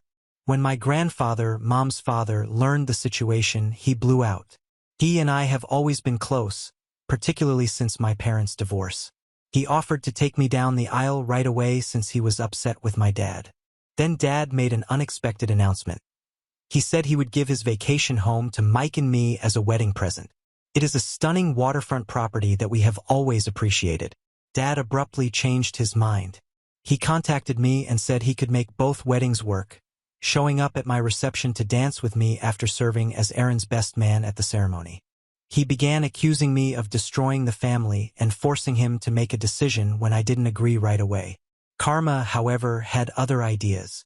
It seems that Aaron did not ask Dad to his wedding. 2 weeks prior, Aaron wanted his biological father to be his best man instead. According to Dad, who called me in tears assuming He could just lead me down the aisle as if nothing had happened. Dad was now free to take part in every aspect of my wedding. No, I told him. Given his extraordinary generosity, I didn't want to upset my grandfather by denying him this moment because he had stepped up when Dad stepped out. Dad went totally crazy. He began shouting that I was being deceived by my grandfather, that I was selling my loyalty for a house, and that I was putting money before family. I blocked his number after hanging up on him. His whole family is now accusing me of being materialistic and callous. Dad is hurting, therefore my stepmother, Laura, says I should be more compassionate since he's now available. Even some of my friends believe I'm being too harsh and that I should give him another try. However, I don't believe I'm mistaken. This goes beyond the wedding. It's about years of being viewed as Aaron's second best and having my needs and feelings ignored in favor of Aaron. Since he's only coming to me since his first choice didn't work out, why should I give him this unique moment? So, Reddit, even if my dad is now available, am I wrong for not letting him lead me down the aisle? By picking my grandfather, who gave us a house, over my father, am I being materialistic? I'd greatly benefit from an independent viewpoint on this. Date 1. I want to start by saying thank you to everyone for their encouraging words and remarks. I feel more sure now about my choice, thanks to all of you. However, since my previous post, a lot has transpired, and I must tell you about the mayhem that occurred during my wedding rehearsal yesterday. The rehearsal was set to begin at our location at 5 p.m. It was going well. The ladies were practicing their steps. Mike's nephew was performing admirably as our ring bearer, and my granddad was rehearsing leading me down the aisle. Then my father unexpectedly arrived. We didn't notice him at first. He crept into the rear of the venue and observed from the sidelines. He didn't start yelling until we were in the middle of the second practice, yelling that this was all wrong and that he was my real father who had a greater right to be there than my grandfather. He rushed down the aisle and shoved past my bridesmaids. Bless him, my grandfather made an effort to remain composed. Protectively, he moved in front of me and beckoned Dad away. Dad became even more irate as a result. He began bringing up old family history, saying that my grandfather had never liked him and that the house offer had turned me against him. He even claimed that my grandfather was attempting to purchase his way into the position of father of the bride. The worst thing? Dad could not stand up straight, and his sentences were slurred, so it was obvious he had been drinking before venue security arrived. Dad attempted to physically shove my grandfather away from me after Mike phoned them. Fortunately, Mike's brother intervened and restrained him. The entire event was terrifying. My mom was taping everything in case we needed proof for a restraining order. My bridesmaids were stunned, and my flower girls were crying. Dad started yelling at me as security escorted him out, saying that I was dead to him and that I would regret putting money before blood. It was simultaneously heartbreaking and humiliating. However, this is when things took a surprising turn. My stepmother, Laura, had slipped in behind Dad. In all the confusion, she drew me aside after he left and asked if we could speak in private. I was completely stunned by what she disclosed. Laura believes that Aaron had purposefully orchestrated this entire wedding date catastrophe. She handed me screenshots of 3 months' worth of chats between Aaron and his fiancée. Although they had talked about a number of potential wedding dates, Aaron insisted on October 15th since it was my date. He boasted in his texts that he was going to show Dad that he loved him more than I did. The really terrible thing, though, my father was aware of this. Aaron freely shared his idea with Dad in texts that Laura showed me. Dad had replied that he understood Aaron's feelings and would back Aaron's decision rather than shutting it down, knowing that I would have to reschedule my date or risk losing Aaron as a part of my ceremony. Dad even assisted Aaron in booking the location. As she showed me all of this, Laura was in tears. She claimed to have witnessed Dad's favoritism of Aaron for years, but she always justified it by telling herself that Aaron needed more help because his biological father wasn't there. But after witnessing Dad's handling of this matter, she realized how poisonous the family dynamic had gotten. The family dynamic I observed was only the beginning, she disclosed. It seems that Dad has been snooping around and turning down invites to family gatherings where I would be expected, claiming that I was too busy or that I didn't want to attend. He has been giving Aaron details about my life and pushing him to match my accomplishments. In fact, when I got engaged, Dad advised Aaron to pop the question to his fiancée very far away in order to avoid falling behind. Laura expressed her sincere regret for not speaking up sooner. She claimed that she is divorcing her father because she can no longer put up with his actions, particularly after witnessing him attempt to physically threaten my grandfather at the rehearsal. She has come to the realization that Dad is actively supporting Aaron's efforts to exclude me from the family, not merely playing favorites. Despite all of this drama, I'm more sure than ever of my choice, and the wedding is tomorrow. We've hired additional security to make sure Dad can't enter the venue, and my grandfather will lead me down the aisle. I declined Mike's suggestion that we postpone if I needed more time to take it all in.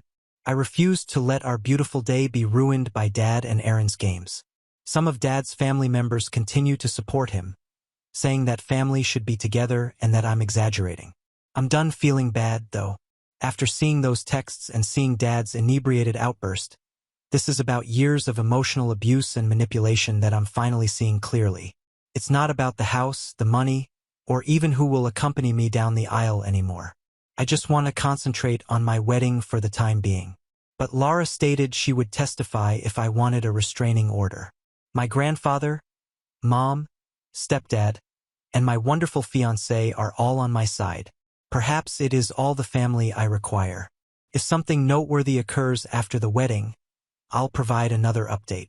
Before the big day, I need to try to get some sleep right now. Again, I want to thank everyone for their support. You have no idea how much it means. Update 2. This is more twisted than I could have imagined, but here we are. Any reservations I had about removing my dad from my life have been totally dispelled by what I'm going to reveal. My grandfather escorted me down the aisle.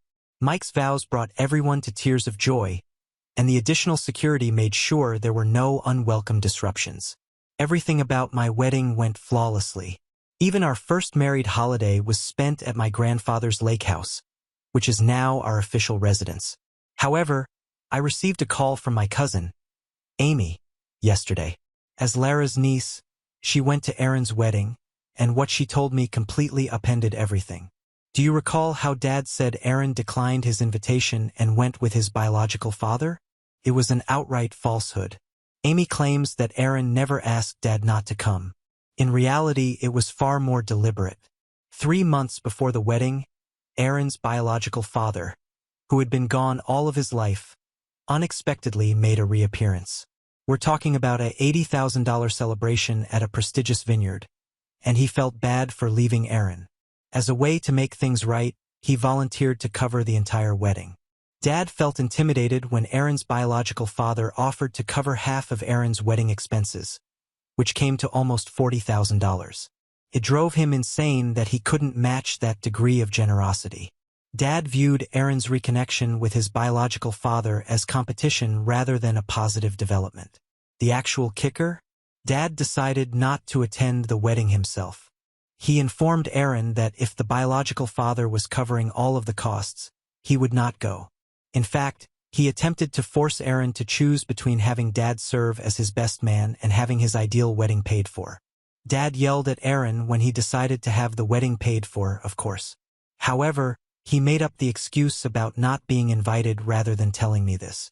He believed that by playing the victim, he would win my sympathy and be able to lead me down the aisle.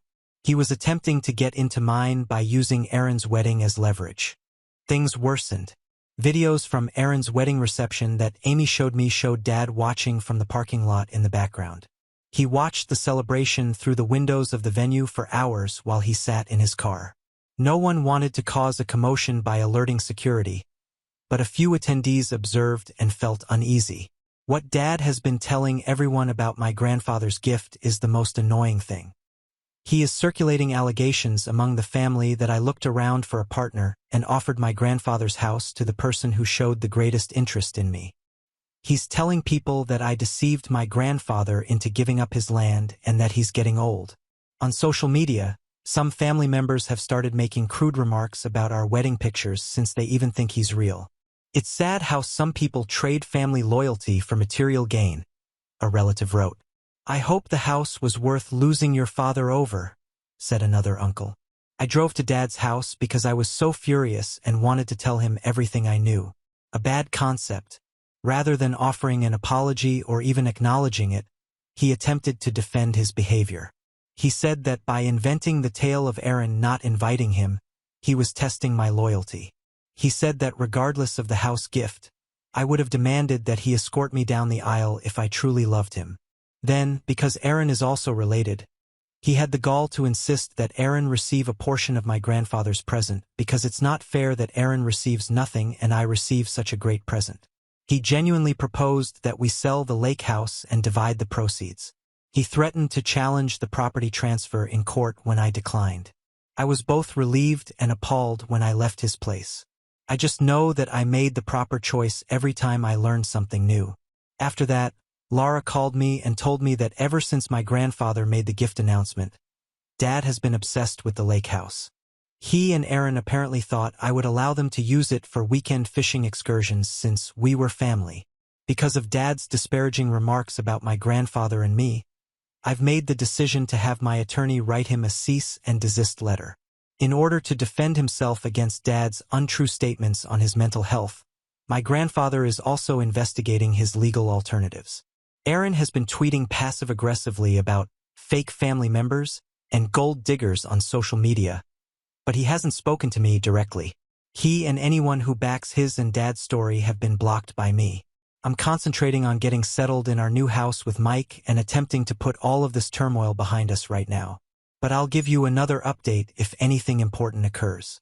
Update 3. I have finally found a solution that makes me feel at peace, so this will be my last update. I've decided to stop communicating with my dad and his side of the family entirely in light of the turmoil and disclosures of the last few months. It has been a wild ride for the last 3 months. As I indicated in my previous post, Dad did attempt to challenge the transfer of the lake house. He launched a lawsuit arguing that he ought to have some influence on my grandfather's property choices because he is my father. After my grandfather produced copious records attesting to his mental capacity and his explicit desire to transfer the land to Mike and me, his attorney finally abandoned the case. When Dad lost the court battle, his response was explosive. When he arrived at my place of employment, he created such a commotion that my employer had to bar him from the building. He yelled that I had stolen his retirement dream, implying that he and Aaron had intended to use the lake house as a fishing hideaway. Our restraining order documentation now includes the security footage of his outburst. Even more information about Dad's actions over the years was made public during Lara's divorce procedures. She discovered emails in which he and Aaron would purposefully schedule family get-togethers to clash with my crucial dates. They would purposefully plan events for when they knew I had obligations, then use my absence to portray me as the heartless relative. Spreadsheets were actually used to keep track of my schedule in order to generate these conflicts.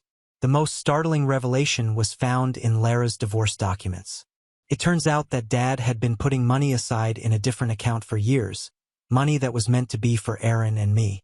But according to the account statements, every cent was used on Aaron's schooling, vehicle, and now his wedding. Prior to Dad leaving, when Lara questioned this, Dad said my mom and grandfather could support me, so I didn't need the money. Aaron is also not managing the situation properly. It appears that his biological father's involvement backfired since following the wedding. He stopped answering Aaron's calls. Aaron has been attempting to get back in touch with his father, but he is too busy with the divorce and litigation to give him any attention. Aaron has been going on lengthy social media tirades about how I destroyed his family by stealing his future lake house and turning Lara against Dad.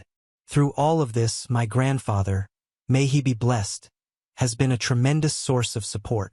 It has been touching to watch him and Mike connect over home renovation tasks as they work on remodeling portions of the lake house. This year, my mom, stepdad, grandfather, and a few close friends who supported us will be the only ones attending our first Christmas celebration there. Lara contacted me last week to inform me that following the completion of the divorce, she would be relocating to a different state. She thanked me for giving her the confidence to go and apologized once more for not realizing Dad's manipulation sooner. Even though we're not close, I admire her for finally confronting Dad's actions. The extended family is mainly divided into 2 groups. those who have seen through Dad's lies and those who still believe them. It seems quite liberating to have lost contact with some relatives. They are the only family I need, and the people that matter have stayed. I'm getting used to living in a lake house with Mike. I occasionally catch myself feeling depressed about Dad's situation. But then I recall all the spreadsheets, the prearranged arguments, the deception, and the manipulation. When he decided Aaron was the only child worth his time and effort, I lost him years ago, so I know I'm not losing a parent. In times of self-doubt, your messages and remarks enabled me to maintain my position. Walking away from toxic family members, including parents, might be the healthiest course of action. Sometimes the hardest option is the correct one. Now on to the next story. Story 8. Husband wet the bed, threw a tantrum, and is now refusing to speak to me after I told our daughter the truth. I'm feeling confused and isolated. This morning, I, 28F, woke up because the sheets I was sleeping on were damp. I believed our 6-year-old daughter had been in an accident, but to my amazement, it was not her. My husband had wet the bed after showering. I woke him up and informed him what had happened. He initially denied it but eventually acknowledged he had peed the bed. He sprang out of bed horrified and began ripping off the blankets. Because our kid was still asleep on the opposite side, he couldn't get them off, which I found amusing. He became angry and told me it wasn't amusing, so I stopped. The only thing his yanking off the sheets did was wake up our daughter, who was perplexed and inquired what was going on. He didn't say anything and kept fumbling with the sheets. When he didn't respond, I informed her that he had wet the bed. He froze and gave me an odd expression, like if he was about to cry or something. Our daughter inquired why he had soiled the bed, and because he was still silent, I calmly explained that accidents do happen. He just stood there staring at me with a lethal expression. I am not exaggerating when I say he looked at me with utter hatred. I've never been terrified of him, but for a moment, I thought he was going to hit me. Then he dropped the bedding on the floor, exited the room, and locked himself in the bathroom for nearly 45 minutes. When he came out, he quickly changed and went, saying, "You can take her to school." He did not even look at me. I was annoyed by his behavior, but I let it go since I didn't want to dispute with him when he was in such a foul attitude. However, when I returned home from work, he was still brooding and ignored me. I was still annoyed by his conduct, so I told him to get over it, that wetting the bed wasn't the end of the world, and stop taking it out on me. At this point, he accused me of humiliating him in front of our daughter. I thought that claim completely ludicrous on so many levels, so I furiously reminded him that he disgraced himself by wetting the bed, not I. He did not take it well, shouted at me, and walked off to his computer. Now he won't talk to me and I'm bewildered. I believe he was the one who acted inappropriately and immaturely, and I do not believe I did anything wrong. Maybe my last comment was harsh, but I believe he deserved it. Still, I'm wondering if I was too mean. Edit 1. I simply wanted to clarify that I did not advise our daughter to be mean or disgrace my husband. I informed her since I didn't know what else to say, and it was very evident what had occurred. I felt it was best to be honest. I didn't say it in a humiliating way, but rather casually and without making a huge issue about it. I didn't expect my hubby to feel this horrible about it. Edit 2. For whatever reason, someone shared a link to a claim about my husband having cancer, which is false. Neither my husband nor I have cancer. Update 1. I reviewed my original post and realized that I needed to elaborate before providing an update. I felt empathy and cared for my hubby. I spoke gently to him after waking him up. However, his reaction caught me off guard, and it couldn't have taken more than a minute for him to hop out of bed and lock himself in the bathroom. After that, I thought it was best to leave him alone. I realized I was wrong for informing our child, but I didn't do it to be mean or embarrass him. It was a stupid and terrible decision, and I regret it. Furthermore, it is difficult to show someone you care while they are being neglected. I contacted him after he left to see if it was okay, but he left it as read. I inquired again when I came home, but there was still no response. I asked if we could discuss it again. No reaction. I asked if he could explain why he was so angry with me, but he didn't say anything. I gave up and went to prepare dinner. After supper, I implored him to quit ignoring me. No response. When I inquired if he wanted me to leave, he said, "You can stay. I don't care." So I asked him again whether he'd stop ignoring me if I stayed, and when he answered no, I was done. While I don't think it's fair to ignore someone like that, I know I handled it horribly, and I feel terrible for being so nasty to him. Anyway, I texted him early this morning to apologize and to see if he was available to talk after work. Around midday, he texted me, "Okay." We met at home and he was obviously cool and spoke little. I apologized for everything. For laughing, for informing our child, for asking him to get over it, and for the most shameful part, telling him he disgraced himself. He remained silent the entire time, and after I finished, he just questioned why I had told our child. I explained, and then we sat in silence for what seemed like eternity. Then, unexpectedly, he said, "I scared you, right?" I told him that short, and he did. He claimed he could feel it. I inquired what caused him to react so aggressively, but he didn't know. He simply said he panicked when he realized he had soiled the bed, and it grew worse when I told our child. He stated he was furious with me for it. I apologized again for making him feel this way, and he apologized for scaring me. I'm not going to go over everything we said after that. It was a long conversation. To summarize, neither of us is pleased with how we behaved, and we both apologized for it. He wasn't as outraged as I had assumed about my laughter, but we agreed I shouldn't have informed our child. However, he is no longer upset about it and does not consider it to be a significant concern anymore. We both agreed that he shouldn't have neglected me in that manner, and I handled it horribly and harshly.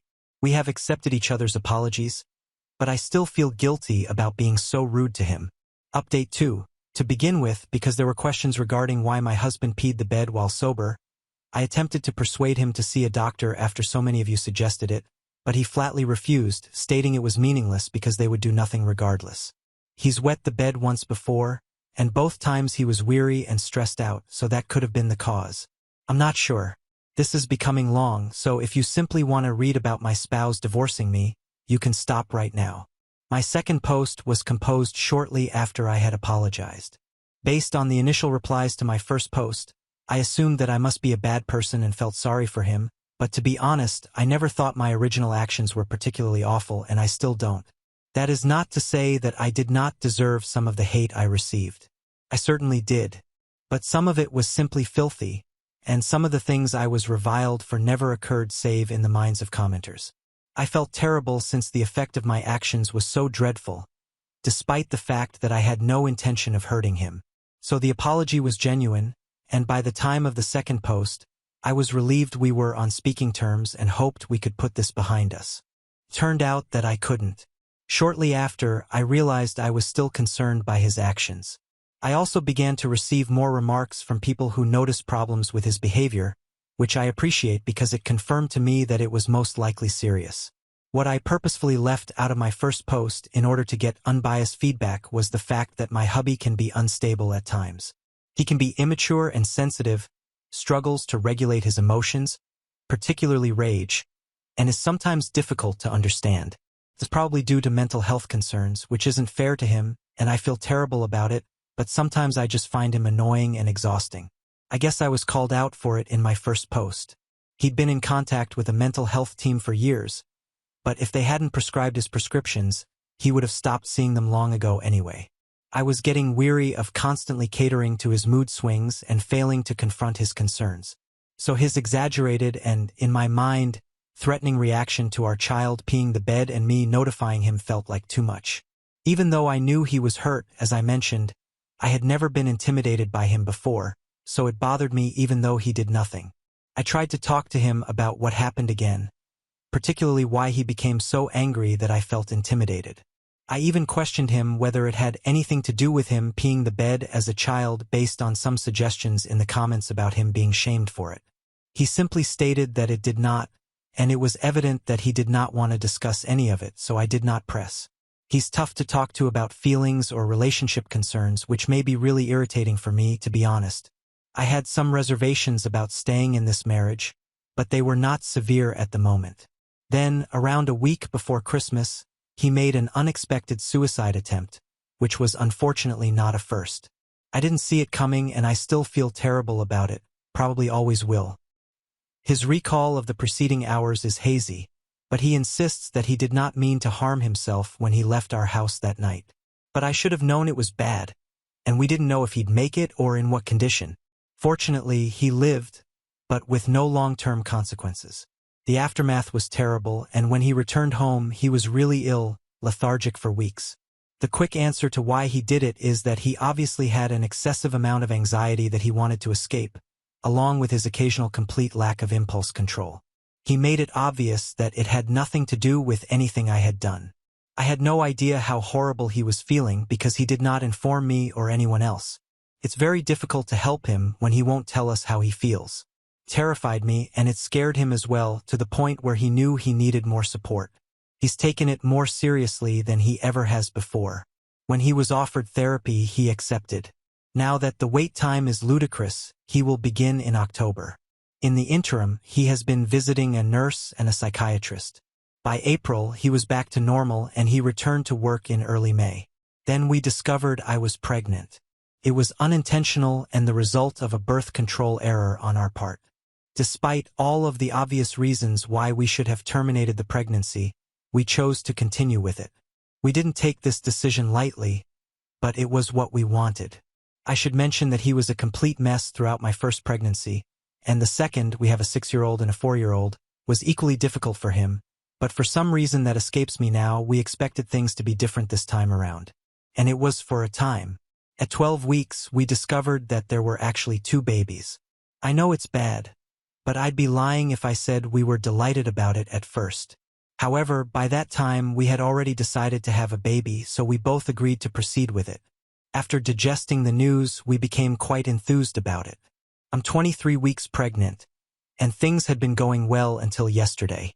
When he arrived home from work, he was unhappy.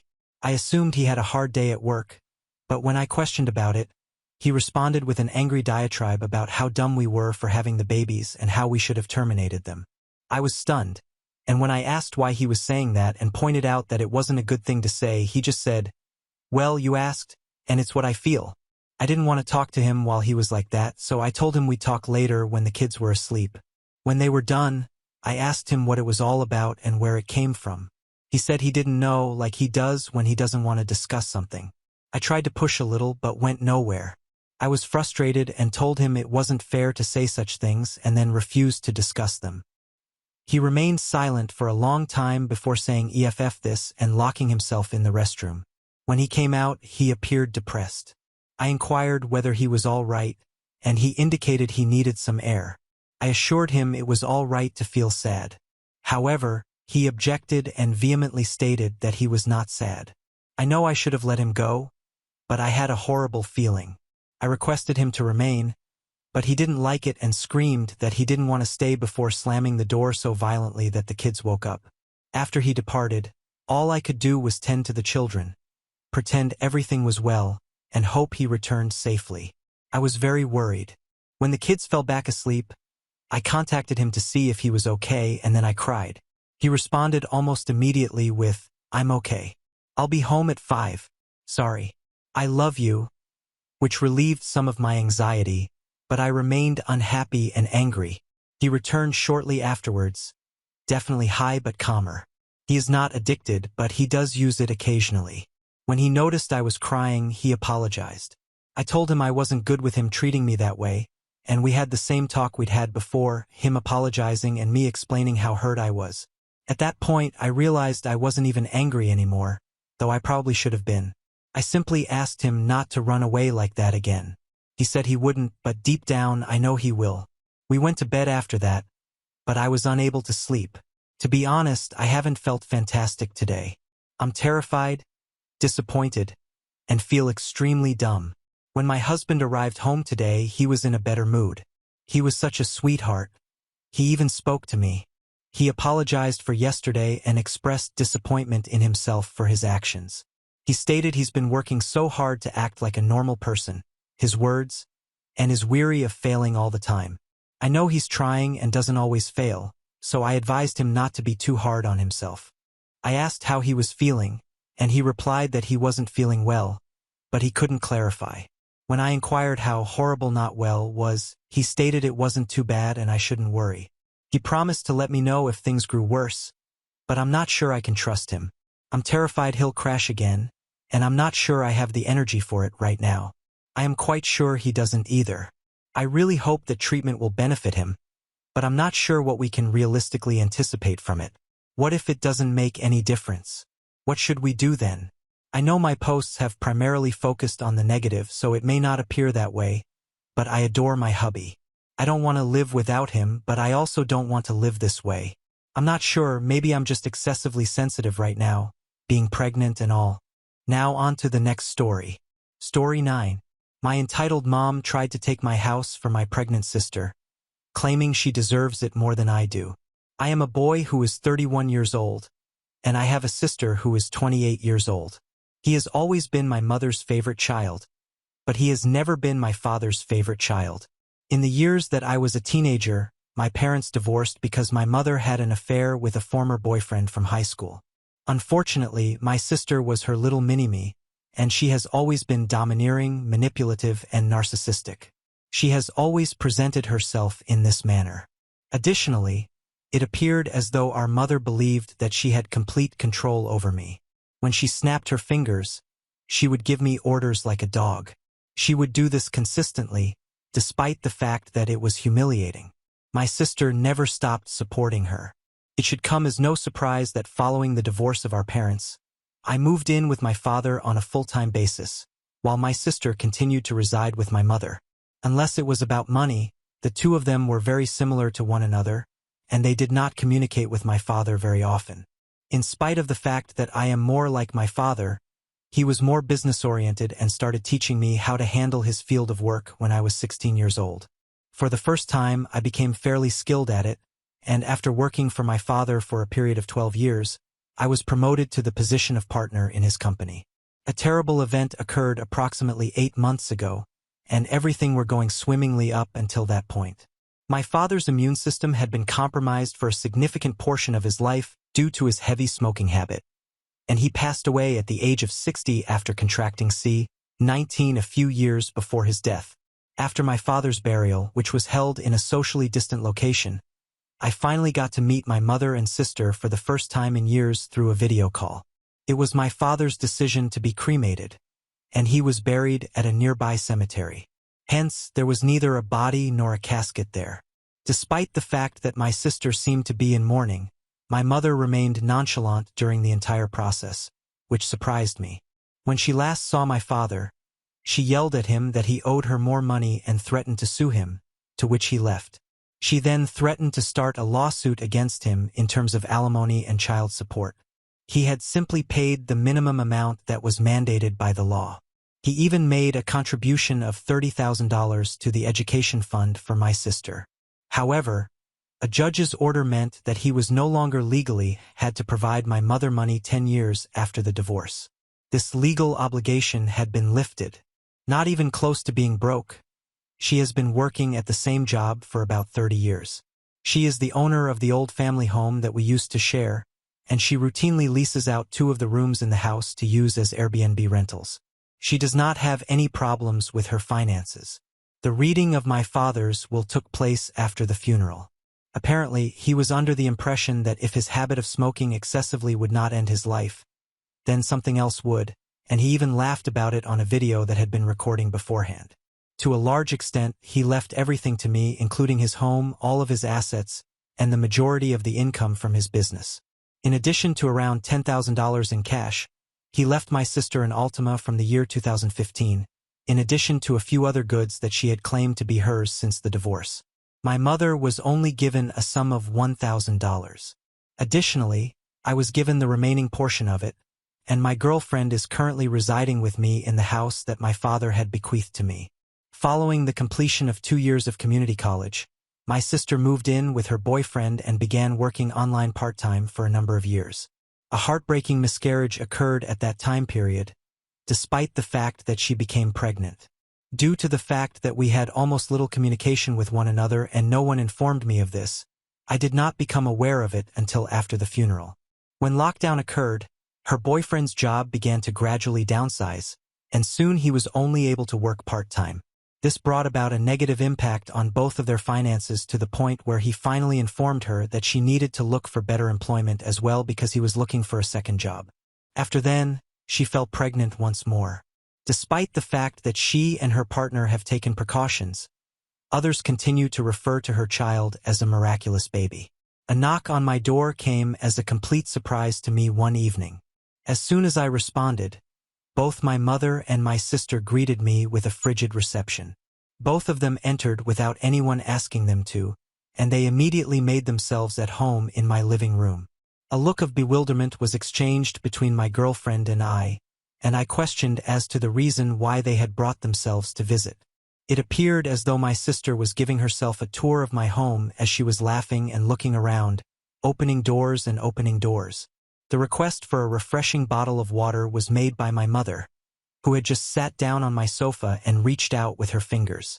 After my girlfriend had gotten the water for her, I questioned as to the reason that they were in this location. It appeared as though my sister was overjoyed, but she chose to ignore me and proceed with her investigation of my home. A short while later, I was able to hear her exclaim, "Mommy, it's perfect," from the opposite end of the corridor. Yes, she continues to refer to her as Mommy. My mother ultimately stood up and said, "Well, I think it's time you did your brotherly duty," to which I reacted, "What?" I was surprised by her statement. My mother continued by saying, "Now that your father has passed away, this house ought to have been given to me because I was his only spouse. However, you are still able to make the necessary repairs at this time. It is possible for you to get a brand new home because you generate a lot of money. This one is particularly significant for your sister because she is the one who is actually carrying the baby that is on the way. On the other hand, if you are adamant about remaining, you could just live in a single room and pay for all of the expenses until you make the decision to leave." After reading a sufficient amount of Reddit, my girlfriend and I were able to determine where this was headed and what would occur if I allowed it to continue. I suppose you could say that we were mentally prepared for what was to come. I inhaled deeply and exhaled slowly before uttering out loud, "That is not effing happening, especially in my own home. You do not have the authority to boss me around, and yeah, I do make a lot of money, but just like my father, I'm going to put it away until I really need it, even though you don't seem to care about it. Stop!" My mother yelled as she began to lash out at me with her fingers, just like she had done in the past. "It is me, your mother, because I'm the one who brought you into this world. And because I am the one who holds authority here, you will do as I say. God is what I am to you." In other words, when I say jump, you respond by asking, "How high?" In all actuality, this house belongs to me, and your sister will be living here. The following is an official notice of eviction. On the other hand, because I am a good person, I will give you 2 weeks to start packing your belongings and transferring the deed to me. I had a thought that goes something like this. This can't possibly be true. Then, however, I reached for my mobile phone and started making calls. Suddenly, my mother jumped up and asked, "What are you doing?" While she was standing there, I answered by saying, "I'm going to do what I should have done as soon as this started. I'm calling the cops to get you out of my house." My phone was eventually knocked out of my hands as she started swiping back and forth toward me. After that, she made an attempt to walk on it, but I was able to grasp it before she could do so. "That's it. If you don't leave, I'll force you out." My mother gave me a slap across the cheek, and I returned the favor by hitting her back with a backhand blow that was twice as powerful, causing her to fall back down onto the couch. She yelled, "How dare you?" while placing her hand over her face, which was reddening and covered with makeup. She was completely taken aback by the situation. I went back to dialing my phone and informed her that I would call the authorities to remove her from the premises if she did not cooperate with my request to leave. I was in the middle of a conversation with my sister when she suddenly jumped in between us, stretched out her arms, and told me to do the right thing for once in my life and be a good big brother. I lost my temper and yelled out, "Oh, so you think I'm a terrible sibling? I have been required to work for a living ever since I was a very young teenager. I was responsible for all of the housekeeping while you spent the entire day sitting on your butts either playing video games on your computer or chatting with your circle of friends, and you would take the money that I had worked so hard to get in order to go shopping after you had already spent all of your allowance. You are nothing but a thief and a piece of a leech. Absolutely nothing is owed to you. I want both of you to leave this place as soon as possible before I dial the final number. For the first time, my sister started crying like a baby and said, "Mommy, please make him stop." After that, my mother started giving her a death gaze, after which she began hugging her and caressing her cheeks. After that, she mentioned, "If you do call the cops, I can just tell them you hit me." It appeared as though she had become more intelligent. In addition, who knows, maybe I'll let everyone know that you wanted to do something far worse to a pregnant woman who was in need of assistance. It is not something that I believe would be beneficial for you to do. It was with a raised hand that I was able to interrupt her and say, "Just stop." During the entire time, my girlfriend has been recording, in case you haven't noticed previously. This indicates that we have video evidence of you assaulting me first, and then publicly declaring that you would lie to the police during the incident. I don't believe that would be beneficial to your reputation at work or for your Airbnb business, which is relatively tiny. In the event that appearances could kill, my mother would have blown me up like a tactical nuclear weapon. Nevertheless, she quickly regained her composure and started pulling my sister into the room by the arm. My younger sister, who was behaving like a complete and utter child, managed to escape our mother's grasp and immediately plopped down on my front step while throwing a fit. "Are you able to see now?" I questioned my mother after giving her a quick glance. "The result of the spoiled upbringing she had from you is this." After she had finished staring at me, I watched as my mother attempted to remove my sister from the front steps of my house. On the other hand, my sister grabbed to the handrail of the porch and cried out, "You promised me!" over and over again. As I stood by the door, I laughed and yelled out to each of them, "Never come back!" At that moment, my mother reprimanded me and turned to the task of getting my sister off the porch. Despite the fact that it took her a few minutes, she was ultimately successful in persuading my sister to get up and leave with her. She referred to me as a cruel and heartless jerk who will go to hell for this. I chuckled once again and responded, "There's also a special place in hell for liars and narcissists who try to manipulate others to get their way." I simply put up my smartphone once more with the recording and said, "The clock is ticking, Mom." This caused my mother to tighten her fists and was ready to yell something more when I did so. "Get off my property." After that, my mother accompanied my sister to the car, gave me one more look that was condescending, and then disappeared into the distance. I had the impression that that was the final chapter, but my mother never let things go for good. A few days later, I started receiving messages from people I knew and family members who were using the internet. A good number of them were furious with me, while others merely had inquiries about what was being placed. Due to the fact that both my sister and my mother had blocked me on social media, I was unable to view what they were saying on my Facebook account or see what they were saying. My girlfriend, on the other hand, was able to view everything because they had their profiles open. The entire incident was captured on screen, and some of it was printed out. Both of their profiles contained entries that referred to me as a self-centered and cruel jerk who stole the house that was meant to be my sister's inheritance right in front of her eyes by paying off the attorney who handled Dad's estate. This is a total and utter lie, and both of them are aware of it. I called my attorney, who was also my father's attorney and a trusted family friend, and gave him copies of all the screenshots from Facebook as well as the video that my girlfriend had filmed on the day that my mother ordered that I move out of my house. My intention was to take it a step further, so he wrote them a letter instead of sending a simple cease and desist letter. He wanted to write a letter. I advised him to send it by express mail that required a signature in order to determine whether or not they had got it. It was on the same day that the letter arrived that my mother called me in an angry state.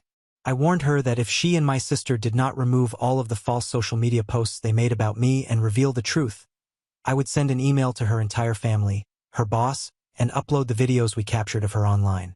In addition, I would sue her on top of everything else that I had done about the situation. She accused me of being crazy by claiming that she had only done what she did for the sake of my sister. She then proceeded to give a full-fledged lecture during which she reiterated her belief that my sister still required my house more than I did.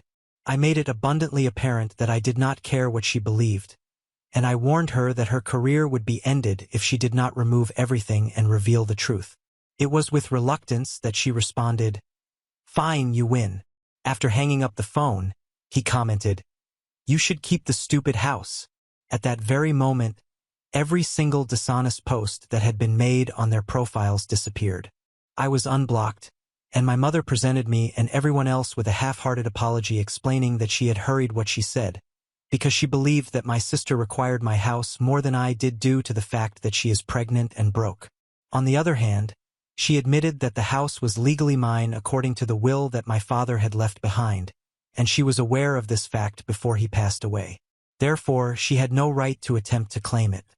In addition, my sister expressed her regret, but she virtually reiterated everything that our mother had said. She stated that she had just agreed with her beliefs and then blamed what she had done on our mother and the pregnant emotions that she was experiencing.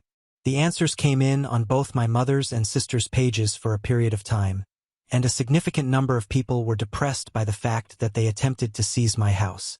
I received a lot of sorries and my bads from people who had previously believed her, but all it did was show me who was more on her side in the first place because they were also willing to swallow her nonsense.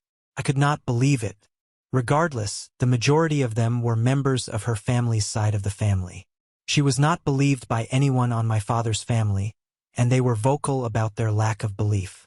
In the end, my sister and her boyfriend decided to move in with our mother in order to save money. Nevertheless, she kept them in the basement in order to maintain the operation of her Airbnb.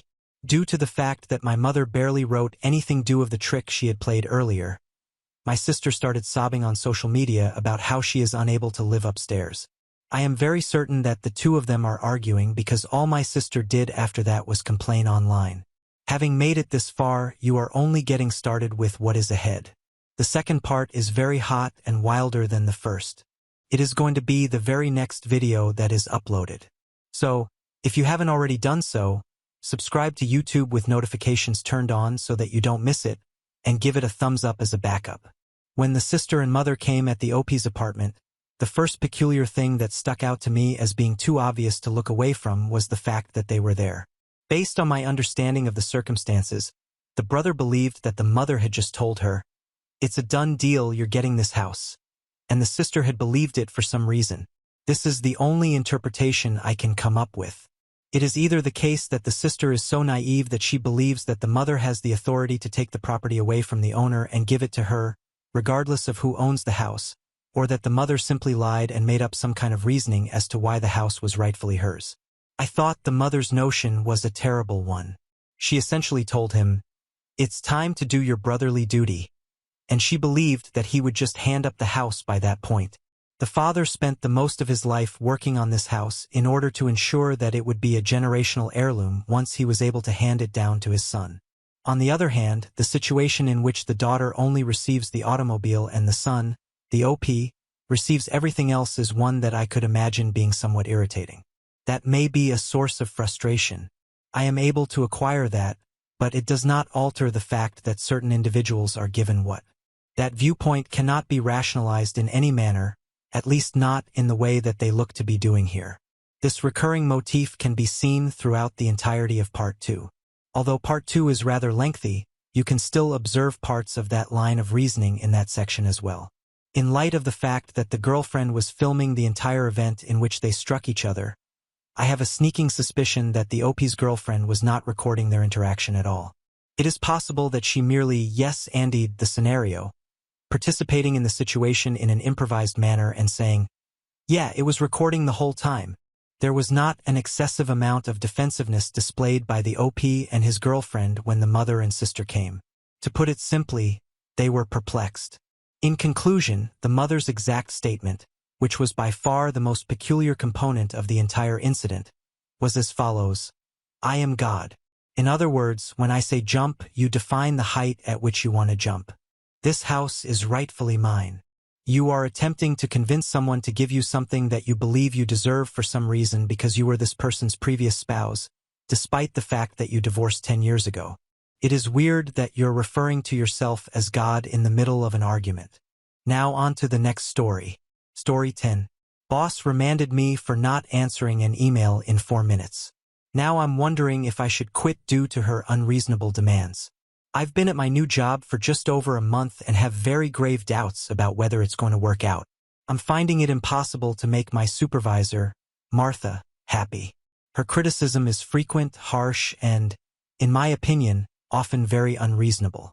The incident that has me writing to you happened today, when she reprimanded me in writing for failing to answer an email in 4 minutes.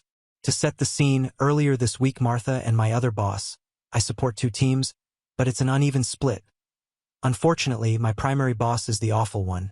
Had a meeting with me in which Martha told me all the things I was doing wrong and what needed to change.